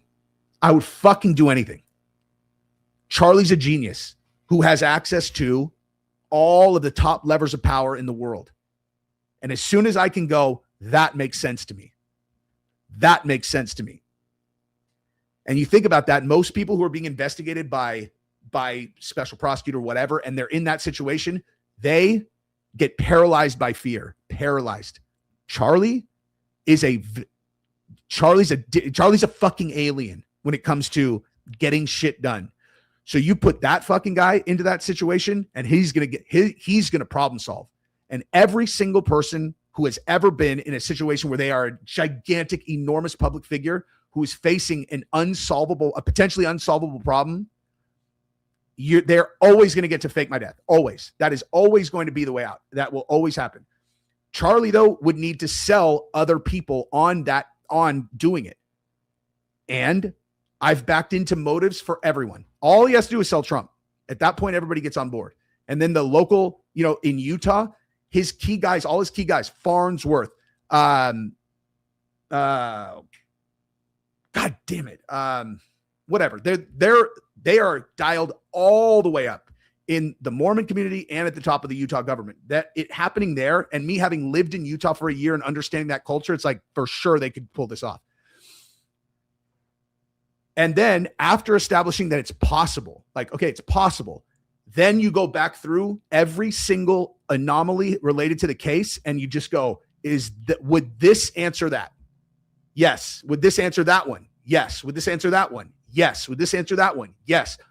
Is there any other explanation plausible for why there's no fucking blood between where he was shot and the car? None. Zero. Nothing makes sense. What if they faked it? Yes, that makes perfect sense. Is there any way for you to describe the fact that the fucking security, not one of them pulled their gun? None of them. Okay. You have an active shooter on the roof. All of these guys are pros. Someone just shot your principal. All of you go diving over the fucking table and they're just sitting there in the one place for absolute sure that the guy with the gun can shoot at because he just got hit right there. So they're just like, oh, I'm not scared about that at all for some reason. I have no fear. I'm not even going to pull my gun. We're not going to look for the threat and try to neutralize it. We also are not going to even do our meeting that we're supposed to have next week to set up for our next event, because it's not because we knew that this was coming though. Terrell Farnsworth immediately goes around and is on the wall, gets the perfect shot of Charlie getting carried to the fucking trunk. Mikey McCoy walks off like nothing happened.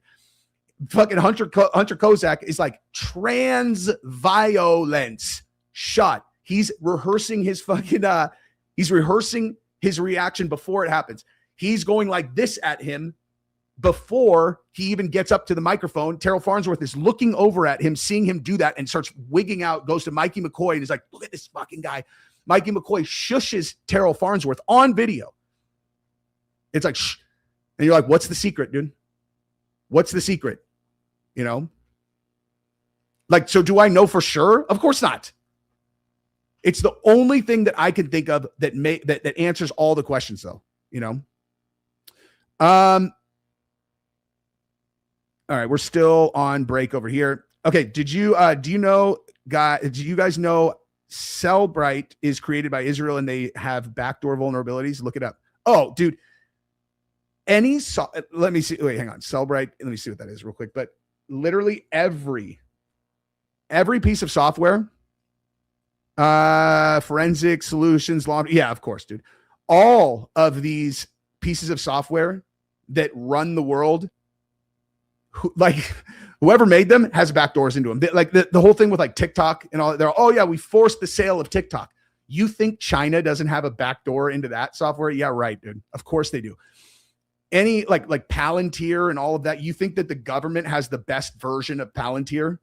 Okay. Probably not. I would imagine there's the government level, which is higher than anyone else's. And then you have the Peter Thiel level. Because why would he not? Why would you not have the next level up? And you're telling me that the most advanced AI can't predict the stock market, right? You're telling me that it can't predict the stock market. And if that existed, who are you? If you can't release it to the public, because the only reason it works is because you have to beat the market. You have to beat people into these investments. There are probably these AI-based systems that have all of the most wealthy people in the world in them. And you're talking like, there's like 100 people in this one. And then you have because that actually helps all the 100 people who are also going to follow each other's bets. But like, there's the whole AI revolution and all of the tech stuff is ultimately going to be another vehicle for increasing and maintaining power across the world. Ethan, what's up, dude? Still wondering about Destiny We're So Fucked clip in relation to Unfuck America Tour. Same guys probably control the groups, though. It seems scripted. It's very possible that Unfuck America is controlled opposition.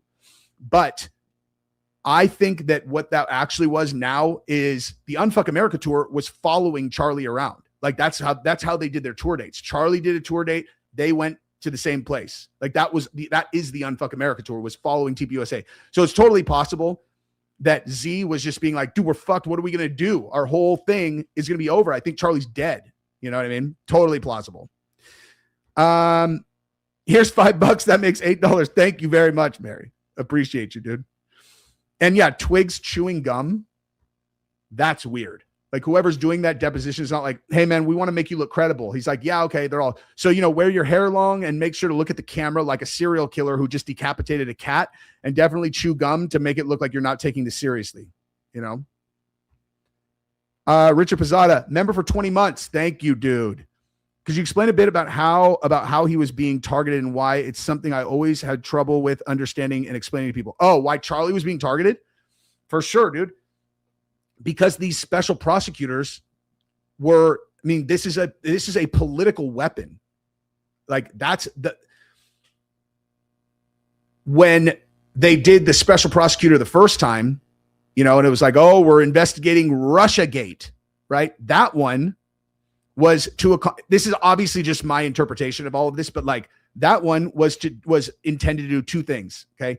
And actually you got to go backwards a little bit to understand that Trump was the first candidate to actually win that was not controlled by the masters of the universe, right?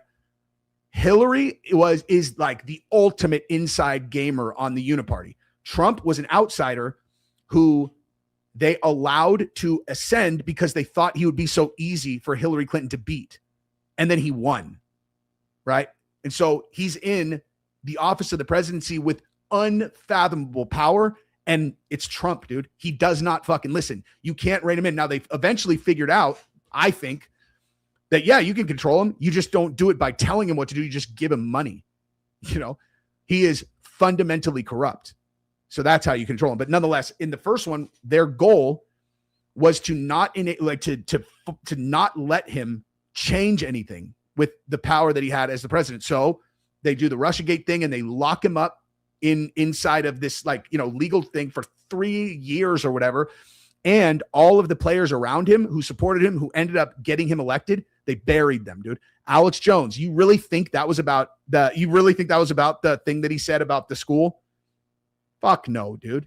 They targeted him because he was seen as a person who got Trump elected, and they buried him, Like I was just with him last night. He's still dealing with this shit. Still constantly having to deal with this. Like he can't, as he tries to rebuild, it's unbelievable. They're still doing this. The judgment against him for what he said was over $1 billion. $1 billion. Because he said a thing about a thing. Like, get the fuck, you know what I mean? Like, they literally just were coming up with a number that how much money does he have? Okay, cool. Multiply it by 1,000 or whatever. You know what I mean? So that's him. Then you have Manafort, buried him in jail. Okay. You had, go Lewandowski, all these guys that were around Trump, they put them in prison, right? Trump ended up pardoning them when he won the next time, but they put these guys in prison. So as they were indicting Trump for all of this stuff during his candidacy, right? Like that fucking case of the check in New York, 34 felonies because he wrote $100,000 to invoices out of his campaign because what's his name? His attorney, the shitbag guy, that guy, he wrote $100,000 check to Stormy Daniels so that she wouldn't talk about Trump, cheating on Melania. The only reason that information was valuable is because he was running for president. How is that not a campaign expense? Like, it's easily justifiable. And so Trump ends up paying them $100,000, right? And he does it out of campaign funds. And so they charge him with 34 felonies on that kind of stuff. Okay. They were using the law to attack these guys. So when he's still running for president, like as they're doing that, they get the Jack Smith special prosecutor. Now, who is the key to Trump's ascension this time? Like, who's driving this more than anyone? Charlie, dude. Charlie runs TPUSA, boots on the ground. He's the one that is most critical to Trump winning. And so he is targeted in this investigation. And listen, dude, people who operate at that level, you stick a microscope up their ass when it comes to finances, dude. There's so much money going in and out all over the place. And like, dude, we're setting up this company and we'll hire ourselves to do whatever. We're doing this or whatever. Stuff that you don't even like. I don't even know if it's illegal, but I absolutely guarantee you that when you get a special prosecutor who is motivated, we are going to put this guy in prison. They're going to find ways to do it. They play so fucking dirty, dude. They play so dirty. Ask anyone who's ever had like a real federal probe into them, and then they ultimately got prosecuted. Ask, someone that you trust that's not like a, stone liar. Ask him how dirty the feds played. They play so dirty. And Charlie knows the game. He knows if they're targeting him, like if this ends up, like if they don't win, he's going down. He knows it. He's going to, because you don't even need to know what, like that's absent him even knowing for sure that he committed a crime. They're going to put him in. Like they're going to put him in prison. That's why. Oh my good Crystal, thank you so much. And congratulations to anybody who just got gifted a membership. Go check out the members only content. There's an avalanche of it. There's tons and tons of stuff. Okay. So I am going to now go back over to, Ben Shapiro, who called me out, and we're going to finally get to watch that. So let's continue that video. I'm going to do an actual. So just for the record, if you're watching right now, and then when you see me put out a video that says Ben Shapiro came after me, I'm going to completely re-record my reaction to this. And I promise I'm going to go much harder than I do now. So you're going to definitely want to watch that again. This is the first time I've even seen it. So. And he dumped them behind the Dairy Queen. I think he had a role, but I do not believe that Tyler Robinson is the person who was walking in that staircase. I do not believe the person walking in the staircase was even the person that we saw running off of the roof. I don't even know what day that person was running off the roof. God, every time I watch an exchange like this kind of Whoa. Candace Owens. Hold on. Wait, the voting Trump special prosecutor stuff is nonsense. Which part? Like, it's nonsense. How? He 100% was targeted by the special prosecutor. That's out of Charlie's mouth. And Sean Ryan, I feel a disturbance in the force, as if billions of brain cells suddenly cry out in terror and are suddenly silenced. I mean, you become markedly stupider by imbibing this kind of trash content. Markedly stupider. Retardation is infectious, apparently. So here is some actual video. He was never on campus, you see. Never on. So again, just to make sure that we're on the same page, she said that maybe it was a body double or someone else. She doesn't think Tyler was on campus. She didn't say she didn't think anyone was on campus. She said she's not even sure if Tyler Robinson was on campus. They might have used a body double, whatever. And now Ben Shapiro is going to show you a video that we saw from the trial, which shows that it was for sure Tyler Robinson. Why? His own boyfriend couldn't even identify him when he testified. On campus. Well, I mean, here was the tape of him on campus. I know. Unbelievable. Who could have foreseen? And do you believe you recognize who that person is? Yes. Who is that? I believe that's Tyler Robinson. All right. And where does he go from there? Hey, and that's the investigator, by the way. And when they ask the person who knows him best, who lives with him, he says, I can't say for sure, but it looks like him. He heads out of the parking garage on foot into the campus and actually goes to the quad area of the campus. At that time, he makes contact with some representatives from TPUSA. By quad area? Sorry, the amphitheater is what I previously referred it to. So he goes up on campus, visits the amphitheater area, the courtyard or quad. Correct. And then what do we see here now? He returns on foot back to the same vehicle. And what time is he returning back to the vehicle? It's about 9:25 a.m. By the way, Tyler Robinson and the video and footage of him were identified also by his parents as being Tyler Robinson. Don't worry. Oh, are you sure about that? Are you sure about that? Because a lot of other stuff you heard in the press ended up not being accurate. And the way that they supposedly identified it was because of a picture of the rifle that they saw in the media. And then it turned out that that wasn't even the rifle. But Ben definitely does not know that because he hasn't looked at this case. What's going to be hilarious is when whatever he's going to say about me is going to be, oh, no, the Charlie's alive. He's literally going to, you couldn't fucking capture the reason that I think that I'm right about this in the whole video's 18 minutes. I did fucking 12 hours of content covering this and way more than that. If you include all the stuff of me just talking about it. This, like, Ben knows nothing about this case. He literally doesn't know anything about this case. But he is an attorney. He should know better than just go, there's Tyler Robinson. You're all, how do you know? Because that guy just identified. Okay, well, do you know that the person who knows him said he cannot 100% identify him when he's looking directly at the camera. Also, did you know that that fucking car that they said was his, they just said in the trial that they have video of someone else driving that car who's bald with 3 people in the car with him yesterday in the trial. You know, there's another bullet, different caliber on another roof. How does that happen? Candace has a theory. She has a theory. Perhaps it came to her in a dream, perhaps.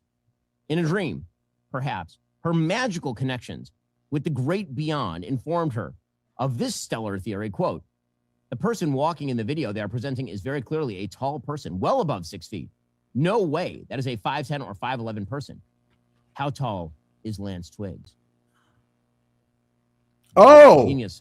wait. So Ben's going to argue with the idea that it might be Lance Twiggs? Like that it might be Lance Twiggs. That is absolutely hilarious because Lance Twiggs, his DNA is on all the evidence, dude. This fucking guy. Genius level stuff.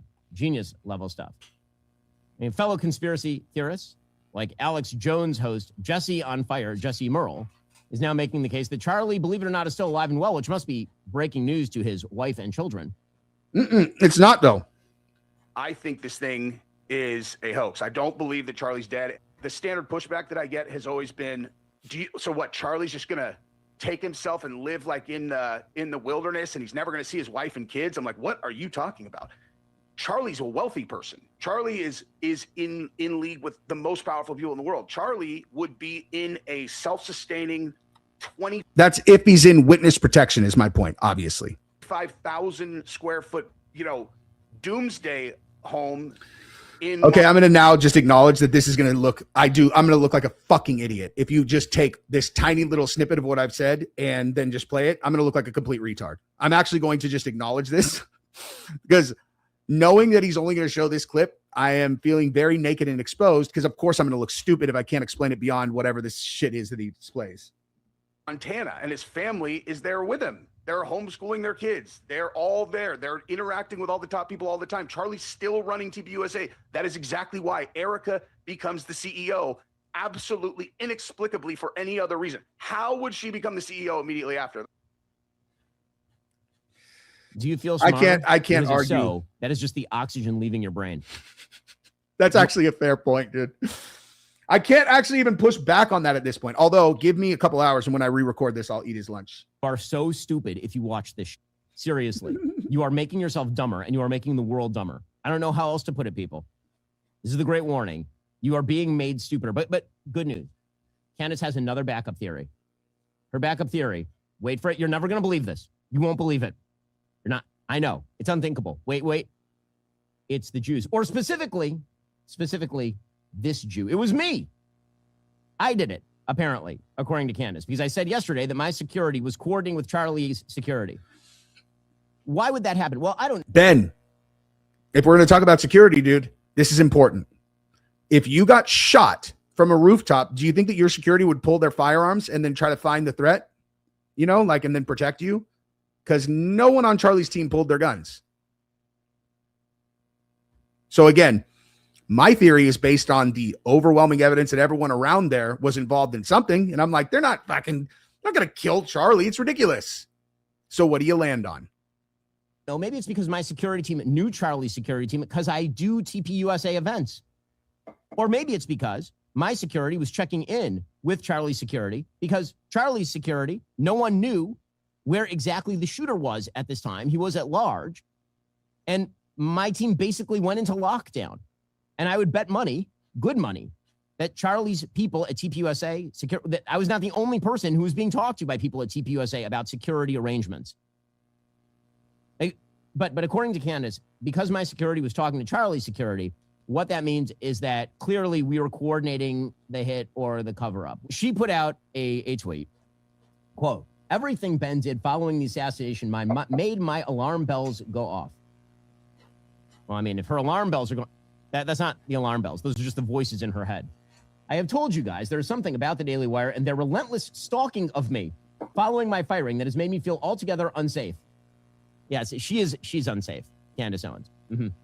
I have felt their obsessive focus on destroying me is deranged and increasingly dangerous. What did Andrew Colvett mean when he told me it was supposed to be you? Why did Turning He meant that you were supposed to take over TPUSA if something happened to Charlie, I think. Point betray Charlie so quickly by allowing Ben to open at Amfest after declaring immediately that he would pick up Charlie's blood mic? I mean, what I said is we all have to pick up Charlie's. That was super fucking weird. Just for the record, I'm not saying Ben did it. I'm just saying that was a super weird post. We're going to pick up the bloody microphone left on the ground. I was like, what, dude? Seems a little bad case. Bad taste. Oh my God. I get this all the time. Jesse, Charlie adored his kids. So Jesse, who would do this to their kids? They think their dad's dead and you say, no, daddy's in witness protection. Oh my God. I just answer this every single time. His kids definitely do not think he's dead. His kids are living with him wherever he is, being homeschooled with his wife. She flies in and out. He does Zoom meetings. Okay. His kids, why would his kids think he's dead? If I'm right about this, why would his kids think he's dead? Bloody microphone, because no one person can fill the gap left by Charlie. Why didn't Ben mention this before today, that he was receiving status updates while Charlie was bleeding out? Well, because I didn't feel that my personal experiences were particularly relevant until yesterday when we were... Ben, why do you think that there's not one drop of blood between where Charlie was shot and the vehicle that he got in when the people carried him there? How is that possible? Ask your security team how that's possible. Talking about the preliminary hearing. I clocked that Ben was too invested in this, too invested, as opposed to Candace, who spent literally every waking moment since Charlie's death trying to spread conspiracy theories about his wife and, yes, his children and his organization. I just am going to say this. If people have not paid close attention to the case, I understand exactly how I would feel if I had not looked as closely at it as I had. Because from the beginning, when I could feel people start to kind of navigate towards TPUSA, I was like, people better be real careful about that, dude. Because if we're doing this because we love Charlie, that's the last place you should be trying to hurt. And it wasn't until, because I never even looked in that direction. That's why I ended up where I was, is because Candace had put out so much stuff about TV that when I actually looked, I was like, oh, she's right. They are for sure. They're for sure involved in this, my opinion, based on all the stuff she put out. But I was like, but there's no way that they would have killed him. So like, what does that leave? You know what I mean? But if you never look at any of the cases, like how would Ben explain? I mean, just pick any part of like the day of, like the weird stuff. You're like, how do you explain that, dude? His energy on stage demanding that Megyn Kelly call me evil. By the way, Megyn playing this little game. I mean, now Megyn is doing this routine. Just side note, she's doing this routine. Can we put aside all the animus just for today? Megyn, you could have done the right. You could still do the right thing. You could still point out what Candace is doing. You could still do it today, like right now, because time exists and we're in it. You could still, anyway. His energy on stage demanding that Megyn call me evil, and his overprotective stance on Erica always registered to me as deeply nervous. You mean me saying that you shouldn't attack the widow of the guy who got shot? That made you that was deeply nervous? Ben Shapiro, and here's the conclusion, of course. Ben Shapiro is satanic. Satanic is Candace's term for anyone who disagrees with her bat lunacy. Everything in my soul tells me he worships Satan literally. What on earth? Like, I mean, can't Ben just like be? Okay. I'm just going to point out at this point. All this deep investment into singing, yet no one has cared to find out Tyler's alibi. Like it doesn't. Yeah, no. I mean, they absolutely should. But again, like I think the bigger takeaway from today's trial is the fact that those text messages were sent at midnight. All the stuff that we had read, that text message thread was at 11:20 p.m., dude. I mean, I think that feels like a pretty important part of the timeline, right? Like, where was Tyler supposedly after this event? Right? Like, have you not done that? Like, I thought we had like tracked his movements and where he was all the time. He went to Dairy Queen at whatever time, and he came back in like at almost midnight. He's still out there. He's all, oh my God, it's clearing out a little bit, but this is definitely not Lance using my phone to create this text thread, according to the show trial. The things in her soul. I'm not going to speculate as to what is Candace Owens' soul, assuming she has one. But the idea that I worship Satan literally. No, I worship the God of Abraham, Isaac, and Jacob, as described in the Old Testament, as I'm a Jew. And I understand what Candace is trying to do because this is her entire shtick, and it's vile and it's disgusting. But, Candace is going to Candace. The only reason to continue pointing this out is because, again, people like Candace continue to draw a crowd. If you wish for the conservative movement in the United States to have the brain worms completely eat the prefrontal cortex, if you wish for a conspiratorial conservative movement that is unable to distinguish basic, obvious truth from overt, stupid, retarded lies, if you wish for a conservative movement led by the ambulatory psychotic, then please continue down this road, please. And ignore all the facts being presented in court and ignore all the tape and all. Literally, again, dude, like, it's so funny because like my entire theory is just like, I identified a bunch of super weird behavior from a bunch of people around Charlie and just said, I think that these are probably good people. So what does that leave? Ben knows nothing about the case.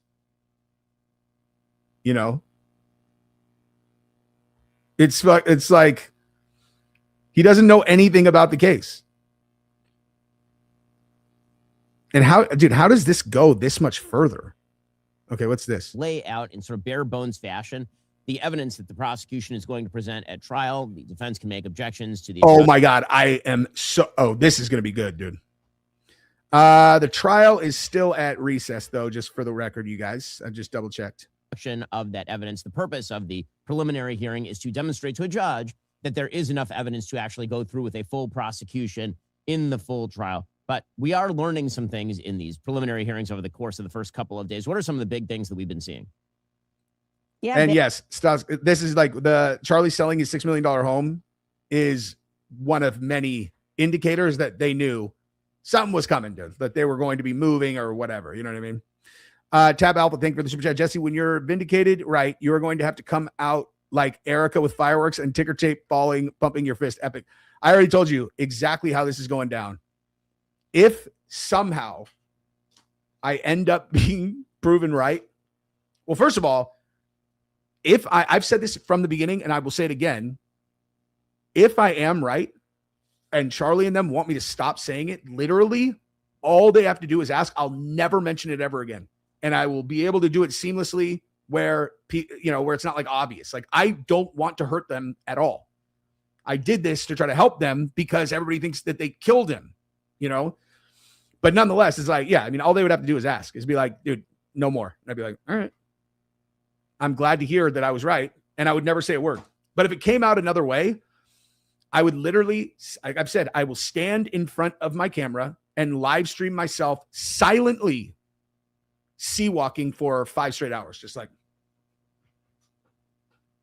I don't have to say anything because every person in the world knows exactly what I'm thinking. I'm just like,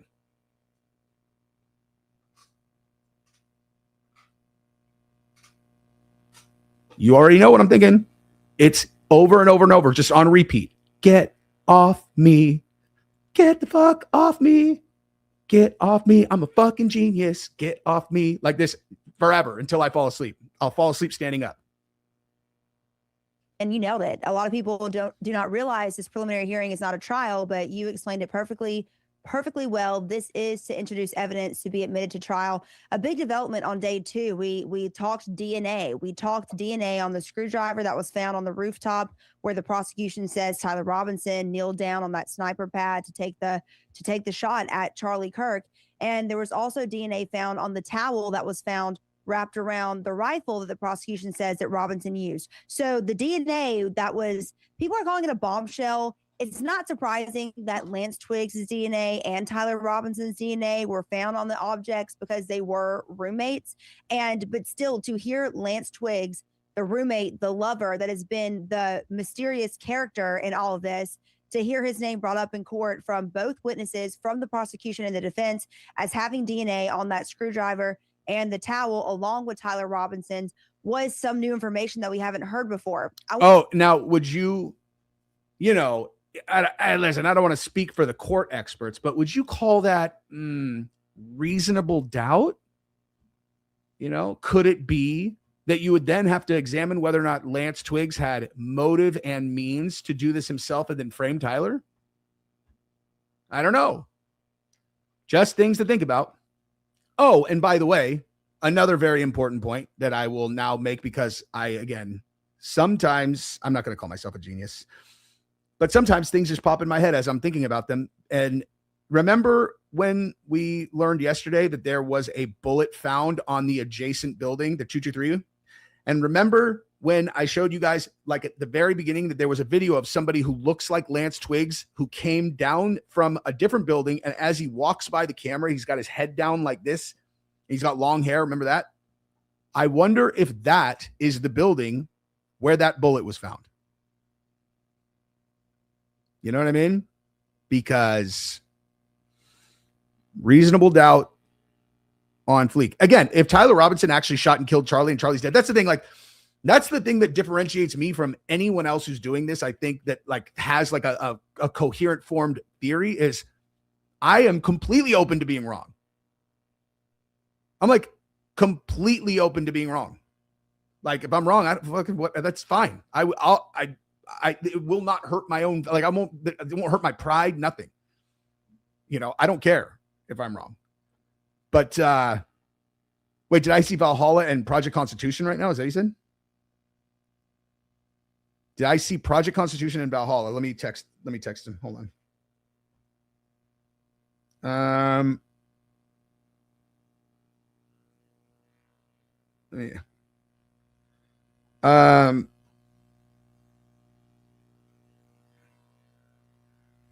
Project and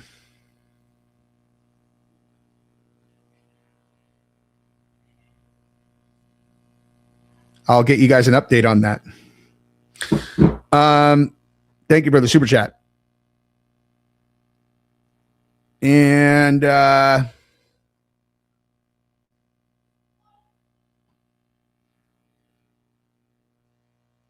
are you sure about that, dude? You're sure nobody thinks he's alive? Who do you think would know what people think behind the scenes more, you or me?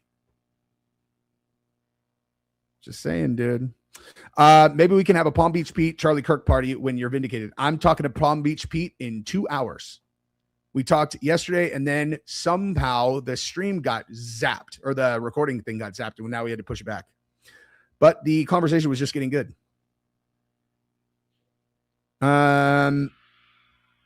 Neil and Kathy Franklin, thank you very much for the super sticker.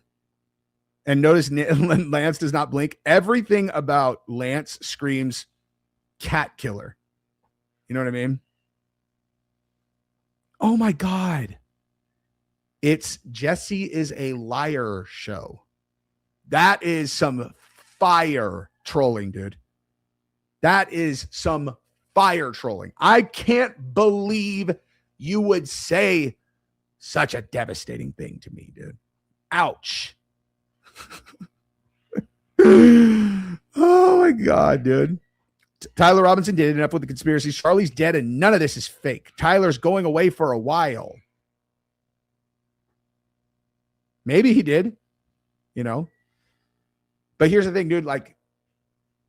If what we're doing is we're competing brains, I already won, because if you hear me, I say, yeah, maybe he did it. I don't know. There's no way to know for sure. And I'm like, here's another theory that I have. And here's why I think that maybe that happened. And you're like, no, Tyler did it. I win. Okay. It's literally impossible that either of us knows for sure what happened. So you throwing it out like he for sure did it just means you're not smart enough to recognize you can't know. So just, you lose, like you already lost. Anyway, then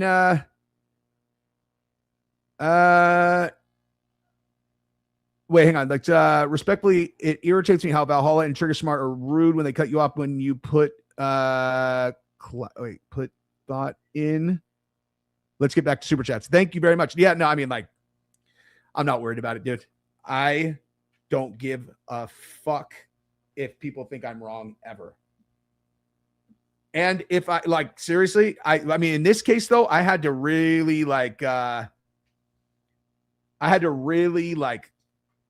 decide whether I was going to say what I thought, because I knew that I knew how complex understanding the theory was. And I'm like, there's just no way I'm going to be able to get anyone to understand. I thought that I'd be able to get certain big people to understand it, but as a result of me just saying, fuck it, I'm just going to tell everybody what I think and I'll just put it all out there. I just got done doing Alex Jones for the third time. Ben Shapiro just called me out. I'm now like the guy somehow that's just openly like, yeah, I don't think this is real. And I don't. And I have no shame in that. And I get a kick out of imagining all the people who know that I'm right, you know, and I'm also defending them at the same time. Like, they know I'm defending them because I always say it. Charlie's alive. There's no way these people would conspire to murder him. So they're like, fuck, he's exposing us. And at the same time, he's actually defending us. We're not mad, you know? And apparently they thanked Alex Jones for my episode. So that's third hand, but anyway, I want to specify that the majority of the DNA, there was a mixed DNA found on objects. We talked about mixed DNA a lot on this show. 95% of the DNA on one of the objects was Tyler Robinson's, 5% was Lance Twiggs. On the other object, 89%. How the fuck would you know that? How would you possibly know that, dude? % was Tyler Robinson's, 11% was Lance Twiggs. So the majority of the DNA that showed up on these objects was Tyler Robinson. But that's where he left off on Tuesday with his I would dig into that science hard. Be like, wait, you know exactly what percentage the different DNA maybe that's what they were doing the other day when they were asking all the questions about alleles and I was about to shoot myself in the face. I was so bored. DNA expert that was testifying for the defense, just explaining the DNA, and the defense, of course, is trying to question her authority on the DNA to try to poke holes in. Are you sure that? So you've shot a lot of deer and recognize a spine shot. Do you want to know who has 100% seen more people seize up from spinal impacts between you and I? Me, for 1,000% sure. Unless you spent the last 25 years absolutely dick deep in martial arts and watched 1,000 people get fucking kicked in their head and go completely. Okay. So when I first saw it, one of the reasons that I didn't believe the theory that it was fake at the beginning was because I said, I'm like, dude, I recognize that was upper cervical, you know, like that was him, what do you call it? Whatever. Yeah. Like that, like it was like a, you know, the injury that you get, or fucking, what the fuck you call it? The posing or whatever. And my buddy who brought it to me originally, he's like, watch it again, dude. He's like, watch it again and watch it really close and see if he could fake it. And I watched it again and I was like, actually, dude, he could have faked that. Like, it's not impossible that he faked that. If you go watch it again, go watch it real slow, go compare it to see, like, don't worry about, like, just go watch 1 million people, like, go watch videos of it where you know for sure, just haven't watched someone get, you know, starched or whatever. And then watch. And it's like, all right. Because that's why I didn't believe it at first also. But testing's accurate. Are you sure that you did all the steps correctly? And of course, the prosecution in their cross-examination of the DNA expert was just making her clarify the facts. For sure. Well, all I'm saying is that the origin of the idea was when Jack Smith would have been doing the investigation. And again, like, I don't know any of this for sure. This is just like how I'm making it possible that they would have done this, is while they were doing the investigation, he would have been coming up with the plan. Then I think, and this is again, total hypothesis, but if you've watched some of the content that people have done on TPUSA financials, like, there was a fair amount of people moving money around in ways that, as far as I could tell, don't seem super unethical, but might have been illegal. So when people say Well, Charlie just sent that email out that they were starting a Doge style audit. And it was like a week before it happened. Okay. And so everyone's like, oh, they were killing him because he was about to find out about all the malfeasance. Or they knew that they were dead to rights on a bunch of stuff that they had done in terms of financial arrangements in the books. And the way that Charlie takes one for the team and erases any criminal liability for anybody who's at TPUSA going forward is he sends that email.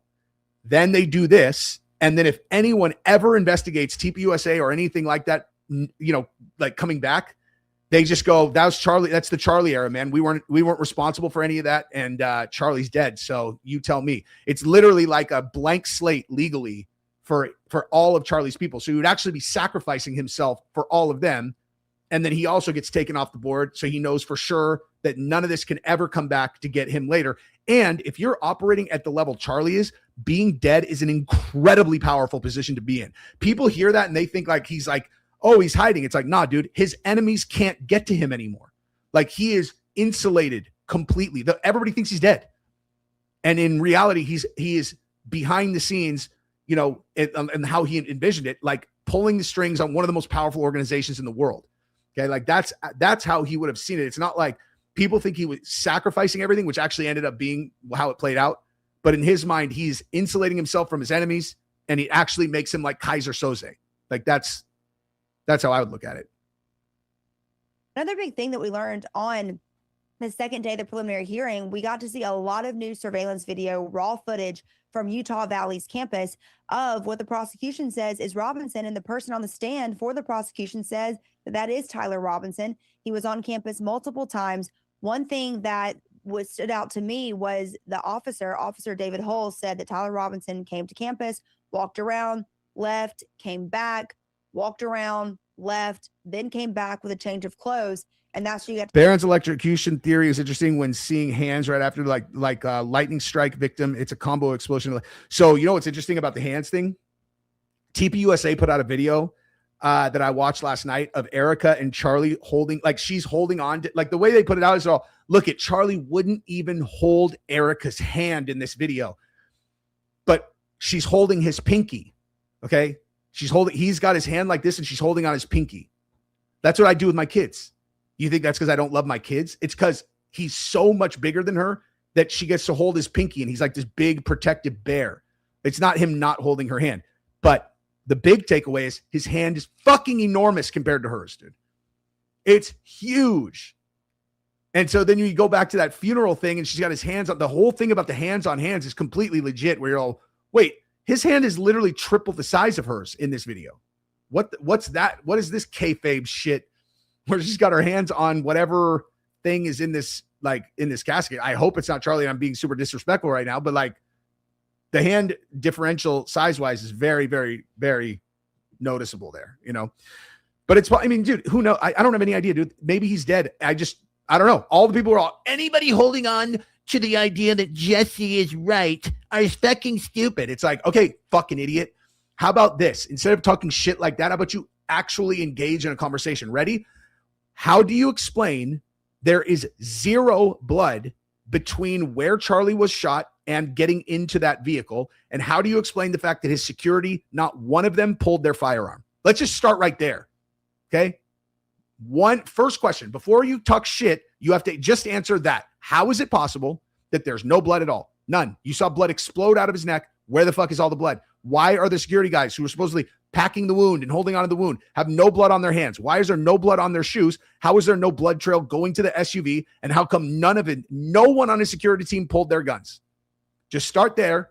And then if you can give a realistic answer that explains that, then we can continue and you can call me stupid. But I have a feeling you're going to have a hard time doing that. Okay. Valhalla is real from Colin 2 days ago.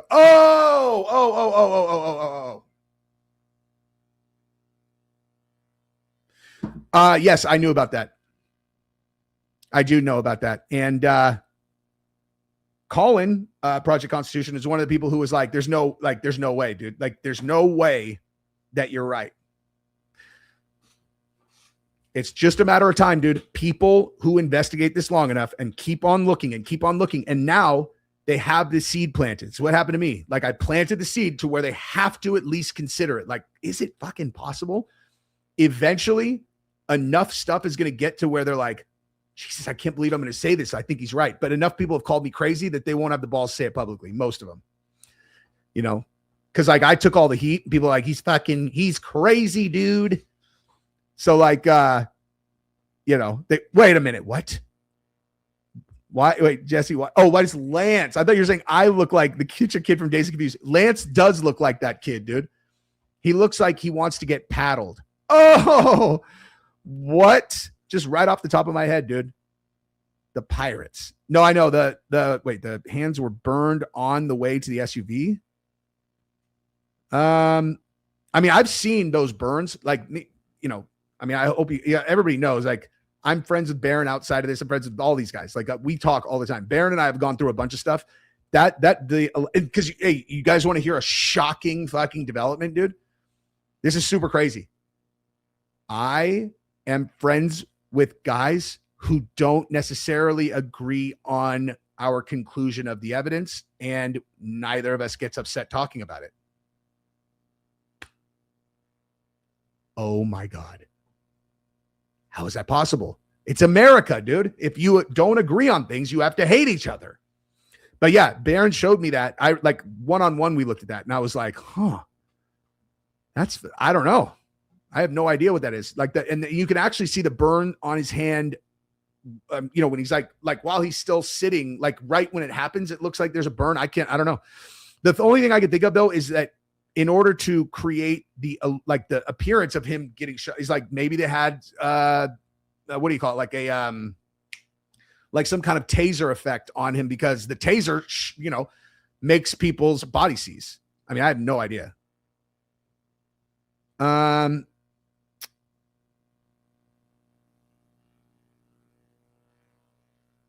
Michael, you got to come up with better questions, dude. And typing in all caps, this is the last one. Would I go along with my brother faking his death? If my brother had a really serious reason to do it, fuck yeah, I would go along with it. Are you kidding me? If my brother was going to go to prison, or my brother had some if my brother was Charlie fucking Kirk, if my brother was Charlie Kirk and he's like, this is why we're doing this, and it made sense, for sure I would go along with it in 1 second.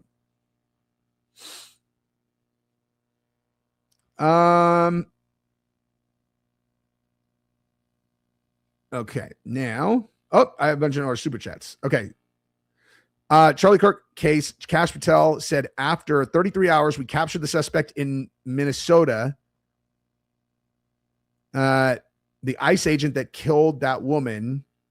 JD Vance said the officer had a prior situation where he was ran over and had 33 stitches. 33 is all Freemasons. Oh. Interesting, dude. I've never looked like, but thank you very much for the super chat. I've never I kind of breeze through the Freemason stuff, and I assume that it's legit, because why would there not be an elite club of people who can benefit each other? You know what I mean? It's like if everybody helps, you know, being part of the group helps everyone, probably a good thing. You know what I mean? I'm working on something about that in my content crew as we speak, dude. Oh, shit. My boy's kid just won the Golden Gloves, dude.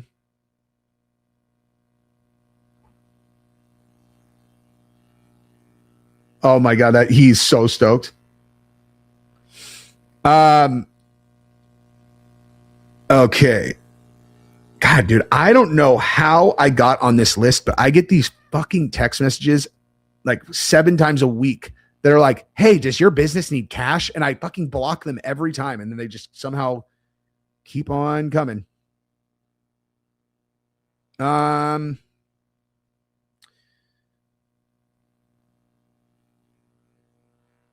Okay. Goat meat. Remember, Charlie didn't want to go to war with Iran. Yep. Weapon factory that blew up. Hegseth flying over it. Erica Kirk, a part of military CIA. EK killed him. I mean, those are a bunch of things that happened that those things all happened. But I look at those ones and I'm like, how do these connect? You know, like I get it. It's like, well, the weapons factory blew up. Thus, the mic exploded, killed Charlie. I'm like, what?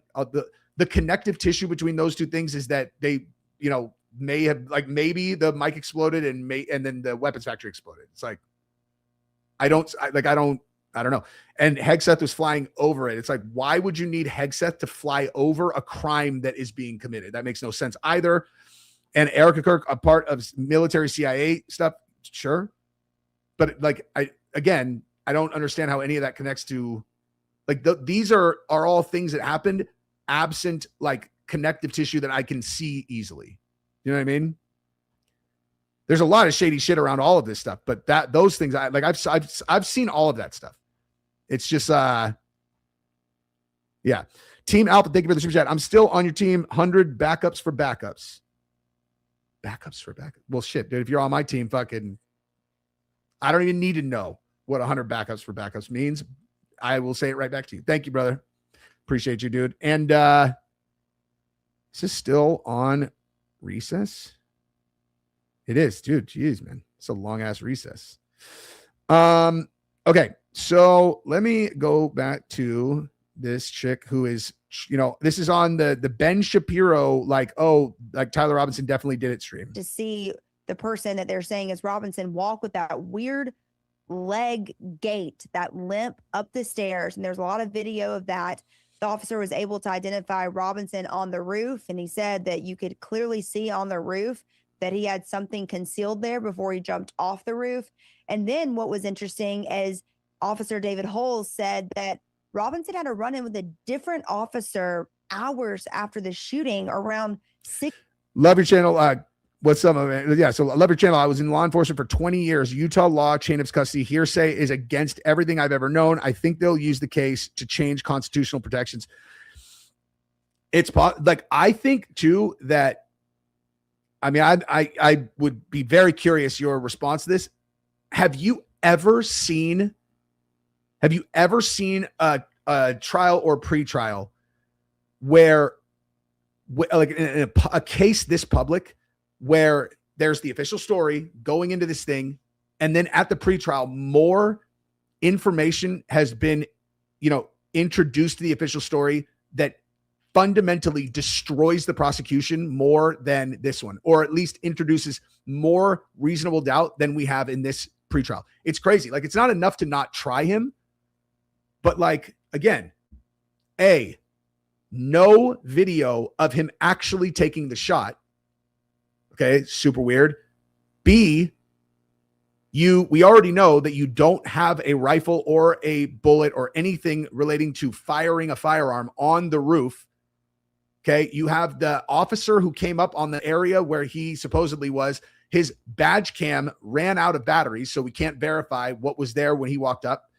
Okay, you have a bullet now on a different roof, which is a caliber that is more likely to get stopped by a neck or a spine or whatever than the 30-06, which they told us was the murder weapon, and everybody knew was impossible, that it would have blown straight through his neck. Now you have around there, and their explanation for that is that a police officer or law enforcement officer ejected the round out of the chamber, like on the roof, and then they just left it there. Okay. Anybody that's law enforcement or military that is in this chat, explain to the people the likelihood that there would have been a law enforcement officer on that roof. First of all, there was no law enforcement officers on that roof, as all of us know, but after the fact with a rifle, and for some reason they would remove the magazine out of their AR and they would pull the charging handle, ejecting a .223 round onto the roof and then leave it there. Okay. Anybody who's never handled an AR, when you pull the charging handle, when the round goes out of the chamber and ejects, it's like super satisfying because it shoots so far. Like, and I'm not talking about just when you shoot it. I'm talking about when you just pull the charging, it like fires out. Okay. It's way cooler than when you de-chamber like a 9 or whatever, like a handgun. It's like, there's no way that you would just do that and then forget that it's there and not pick it up. There's no reason you would be doing it on the roof. And there's sure as hell no reason that you would do it and then leave the round there. What world would you have to unload your AR on the roof if you're in law enforcement? It's like the entire story makes absolutely no sense. But now you have another round on another roof. Okay. Then you find out that the star witness, his DNA is on every single piece of evidence also. Okay. And then today we found out that the text message thread where Tyler confesses was supposedly sent at nearly midnight. And the entire context of the conversation, oh yeah, I'm just waiting outside. I'm waiting for people to leave so I can try to go get my rifle. At midnight?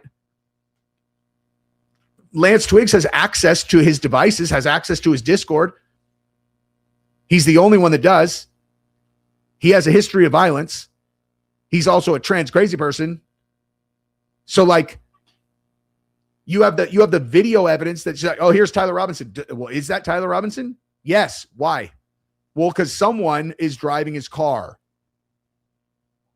Okay, but is that his car? Yes, that's the kind of car he drives. Okay, well, can we look at the license plate? Oh no, it wasn't high enough definition for us to get a license plate number. You're like, what the fuck? What is this, dude? Like, this is the case imploding on national television. And then you got like these people who are on, who are the, official story guys. And they're out there like, oh my God, these conspiracy theorists are just, all their credibility is imploding all at once. It's like, what movie are you watching, dude? Okay, the primary witness having their DNA on all the evidence, that's good for the prosecution. What the fuck are you talking about? There's Tyler Robinson. How do you know? Because the investigator said so. Oh, you mean the investigator who is incentivized to close the case? Right. What does his roommate say, who's the one who lives with him?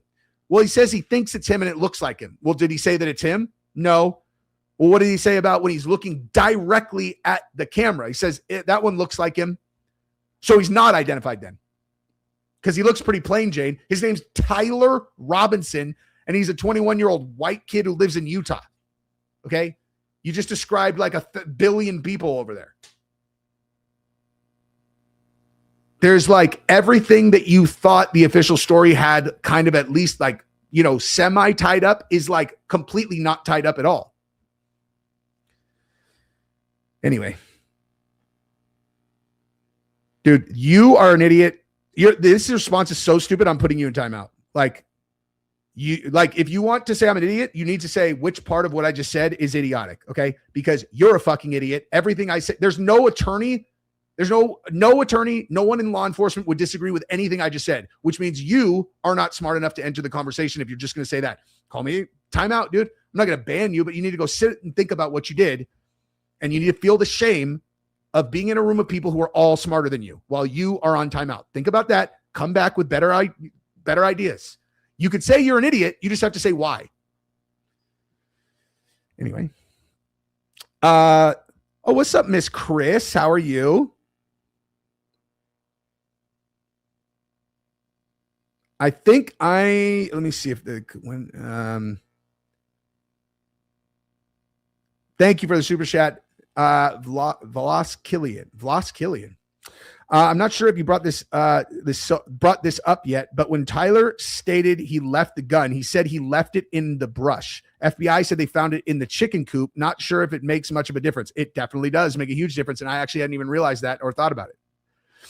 It's, yeah, I mean, that's the thing. Anything that can be pointed to as an indiscrepancy is valuable to the defense. And so it's like, if they're not able to beat this case with this amount of reasonable doubt, I would be just like,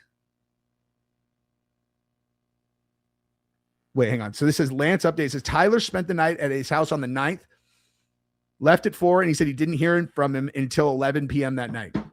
So they really are sticking with this, that like Tyler was texting at 11 p.m. at night when, yeah, fucking right, dude. Tyler's screaming versus Lance Booty. Oh my God. Oh my God. That is so gross, dude. That is so gross. Lexaholic, thank you for the super chat, dude.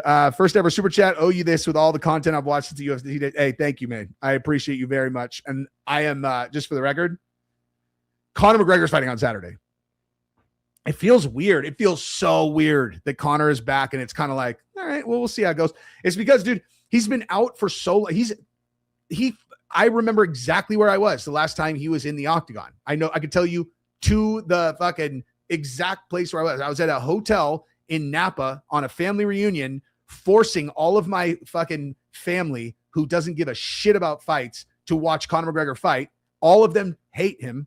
And then he broke his leg and all of that. I watched that right there. And it's like, that was 5 years ago. That was almost exactly 5 years ago. So I don't know. It just feels like, I don't know. Like, I don't know why they gave him Max, dude. Max Holloway is such a savage. I love Max Holloway too. Lady starting golf to meet dudes. Thank you. Thanks to you, Jesse Swag. Listen, that is a good place to meet dudes for sure. Because you just like, honestly, if you just get matched up, like if you go play at the same course all the time and tell the front desk, just like become friends with the front desk and be like, look, I'm just going to be straight with you. I'm here to try to meet a good guy that could potentially be my husband. So what I want you to do is I'm just going to be practicing. I'm going to be a single. And when a group that has like somebody who looks like a good fit for me is needing a single, just put me with them. And then, you know, you'll end up in the cart with them potentially for 4 fucking hours, hanging out, playing golf. And they'll automatically be like, so this chick plays golf? That whatever you start at, if you're a 6, you're immediately an 8. If you're an 8, you're a 10. If you have a good golf swing and you get put in the cart with a dude who plays golf and is single, and if he's there by himself, 50-50 single, that's a good plan, dude.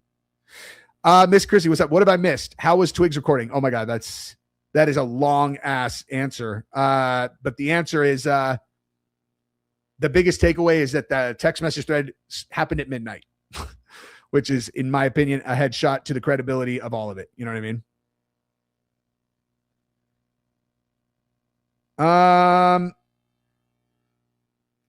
Oh, dude, if I somehow ever got proven correct, I will Connor walk for a year. Defying the Norm. Excellent name. We're just watching a movie and they don't care if we believe it or not. Just like everything else they do. It's all theater slop. Yes, that is accurate. And they know it. And then there are some people who realize it. And, you know, it's like, I wonder if like part of it for them is the fact that the people who know also know there's nothing they can do about it. You know what I mean? Seems like it might be part of the juice. Speaking of that exact thing that we were just referencing, I am interviewing Palm Beach Pete in an hour and 20 minutes. And I'm probably actually going to have to sign off here because we already did the Lance Twiggs interview anyway. There's nothing else that I actually think is going to be super eventful today. But yeah, I am going to wait. Oh yeah. See you, Valhalla. Not exactly a hardly used phrase in the context of losing a male buddy you care about, though. Yeah, but it is if you're not a warrior yourself. Like that's not like, anyway, it's not here nor there. But yeah, so I'm a plant from who? Hey, who am I planted by? Run me through that. Like, Jesse's a plant. It's like, by who? Like, they planted him to point out the teeth. It's like, I mean, I feel like they probably wouldn't have wanted anyone to know that, you know. I don't think, who are we talking about, the Charlie Kirk thing? Oh yeah, they put him in here to distract us because TPUSA did in fact kill Charlie and then somehow magically get him to not bleed at all on the way to the car. Anywho, okay, I'm going to jump. You guys are the best. Tomorrow I will be on at some point. Also, I think I'm going to try to do that, but I actually don't know the schedule, but I'll post my stream. I'll post my stream like with plenty of time to where you guys will know when I'll be on. Oops, that's not the right one that I was trying to do. Okay, there we go. Boom, nailed it. I think he died. I don't know any decent father who would willingly leave their children for life. Oh my God. Okay, thank you for the super chat. I'm sorry, I'm not like, again, like me going like this, that's not directed at you, but anyone who watches consistently knows I answer this a lot, like a lot, like so much that like now I'm kind of like, just remember they didn't see it, dude. They wouldn't have said it if they'd seen you answer this 1,000 times. Just so it's not directed at you, but the answer is He's doing, if he faked his death, it's for the exact opposite reason that you think. He has his kids with him. He is a wealthy person. If he is in WITSEC, it would be in a sprawling area where his family lives with him. Andrew Colvin, no, all of the inner circle are all in on this, if I'm right, and they interact with them all the time. He is the one running TPUSA in secret, like Kaiser Soze. He's with his kids. He would. I agree with you. You are correct, 100%. He would never leave his children for life. That's correct. Which is why he would have done it, because he was facing, prior to Trump getting elected, potentially having to leave his kids for life. Again, it is an incredibly complicated case that the guy who brought it to me, Ryan, is a fucking genius, like an actual legit genius. And when we were talking about this recently, he's like, do you understand? Like, now that we're all the, like, you understand how smart you have to be able to actually see how all of it fits together? And I'm like, yes, I do. It's like, because there's literally and not only just smart, it's not just smart. You also have to have looked at this case with such a fine tooth comb. It's like, there's plenty of super smart people, smarter than me, who will completely dismiss dismiss it, because, like, Ben Shapiro is fucking super smart. He's made compromises, like, his bit, whatever, but like, he's obviously incredibly intelligent. And he's like, my brain hurts listening to this idiot, because he watched a tiny little clip of me talking, which would have made me feel like I would have been like, this guy's a fucking moron also. But anywho, Draco, thank you very much for the super chat. Are you going to outright ask Palm Beach Pete if he's Jeffrey Epstein? Of course not. Why would I need, like, I don't know. He's not. It's not him. You know what I mean? There's no point in asking a question I already know the answer to. Right? Like, I know the answer and I know his answer. Pointless. I want to have a conversation with him about other stuff. You know what I mean?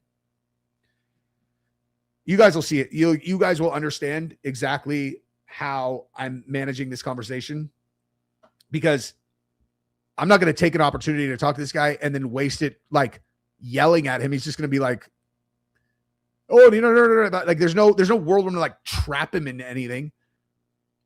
Like, I want to have a different kind of conversation with him.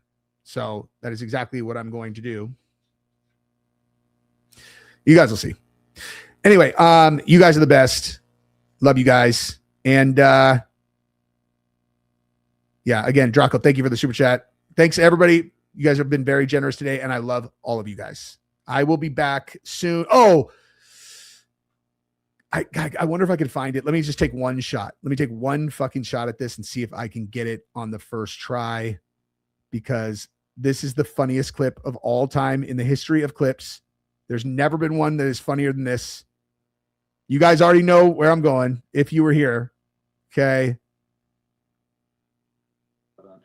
Now, September.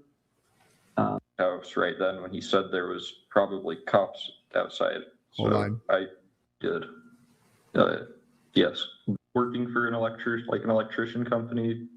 I don't know an exact time. I just probably like 12 to 1 p.m. Oh, no, not that. Damn it. Where is it? When I woke up. Is to use your statement here instead of your testimony at a preliminary hearing. In addition, I just want to make sure that our recording.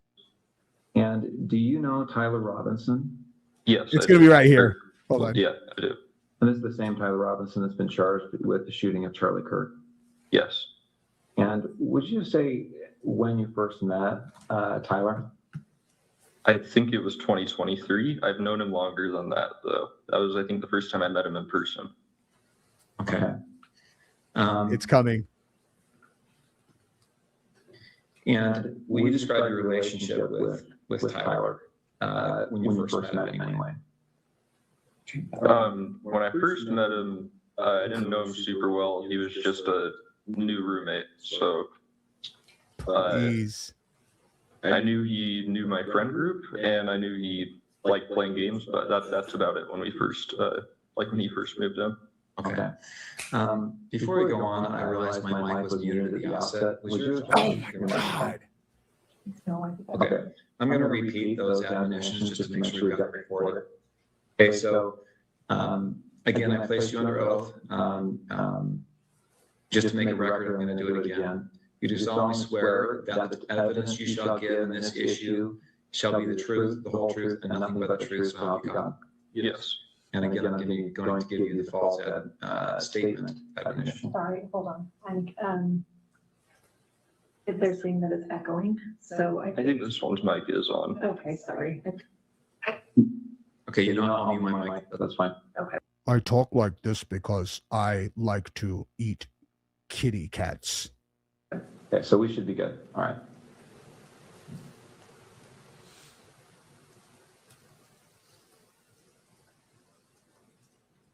Is that mic on? Yes. Okay, great. All right. Okay, sorry about that interruption. All right. So you said when you first met, you were roommates? Yeah. Okay. And then at some point, your relationship progressed to something more than just roommates. Is that right? Mm-hmm. When was that? I think we started dating 2 or 3 months after he moved in. Okay. And where did you live at that time? St. George, in an apartment complex. And is that apartment the same place you lived when? Hey, this person's a genius. He flat out said he's a gateway kid. Is that what I said? On September 10th? Yes. When you lived there with Tyler, were you in the same room? Did you live in the same room or different rooms? No, separate rooms. And at that time, let's say September of 2025, what were you doing with your life? Were you working, school? I was working. I was doing like bathtub and shower repair and stuff in new construction. Okay. AKA killing it. Tyler? I think he was both working. I think he was working for an electrician company then, and he was also in a trade school for being I don't know, higher like ranking electrician. I'm not sure how the trade system works for that. Okay. But yeah, I think he was both. What was his typical work day like? I think he'd leave around 7 generally and get back around 3 to 4, depending on like where the job was and how long it was for the day. And then on certain days of the week during school, like semesters, he would then later in the day, I think around 5 or 6. Really? School. So yeah. Okay. Let's jump to September 10th. Did he spend the night in the apartment the night of September 9th into September 10th? God damn it. Yeah, he did. Yes. Do you know when he left the apartment on September 10th? I don't know an exact time. I'm gonna have to go find it. Big Sister Hayes, thank you very much. And you guys, appreciate you guys to like and subscribe. And thank you, Big Sister Hayes. I've said it before, you guys. Who has the prettiest girls in their chat? Me, every time, dude. Unforgettable name, thank you very much. Was Lance top or bottom? That I don't know. I just know that when they asked him what games Tyler Robinson liked to play, he said he likes this game where he gets to be a pirate.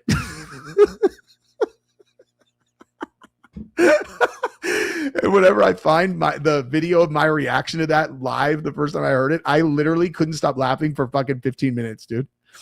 Like legit could not stop laughing for 15 minutes. And I cannot find it now, which is infuriating. And also, I just know he left early. like I need to hear it again. I heard him leaving, and he just said he had a long drive to work that day, so he was leaving early. Okay, so early. Any guess as to what when that was? I don't know. I would have thought it was 5 a.m. because that's when like an early work day was for him, but it was probably more like 4. Okay. He's like, we would dress up like pirates and we would. Make sure that I can do that. you mind to hit it right in front of your laptop. Oh, here you go. Thank you. Oh, finally. Thank you. He's like, I'm just gonna keister this gum. Oh man, dude. Oh man, people do not want me. People do not want me covering this with my sunglasses on, dude. If I cover this testimony with my sunglasses on, I'm going to literally get booted off of the internet forever. All right. So what time did you get up on September 10th? Probably like 12 to 1 p.m. Didn't have to work that day. No. I missed that the first time. Hey, what time did you wake up on September 10th? He's all 1 p.m. You're all 1 p.m., dude. 1 p.m. Just lie, dude. Jesus. Don't just lie. Like I'm pretty sure no one's going to charge you with perjury if you say you got up at 10 and not sound like a fucking degenerate crackhead.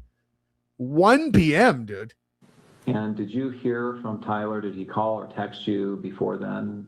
No, he sent that message in the group chat I mentioned, but he didn't message me directly at all that day. Okay. When did you first hear from him on September 10th? It was at 11 o'clock with that automated message.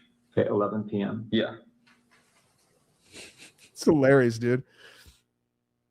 Yeah, I don't know what it was. So what time did he usually get home? He's like, 3 o'clock or 4. And you're like, this was your lover, right? Yes, this was my homosexual lover. It's like, all right, cool. And you said he usually gets home at 3 or 4. Yes. So you guys are like, what, 20, 21 years old? Mm-hmm. Yeah. You're like, so what do the rules of sexual relationships not apply to two dudes that live together versus like a man and a woman? Because I'm pretty sure that there is no fucking scenario in 1,000 years where a 21-year-old girlfriend could just not come home until 11 p.m. when she comes home at 3 every day. And the person's like, I'm just going to sit here and play my video games and I don't know. I'm not even going to ask where she is. I don't care. I'm sure she's fine. I'm not jealous at all. I'm not a jealous person.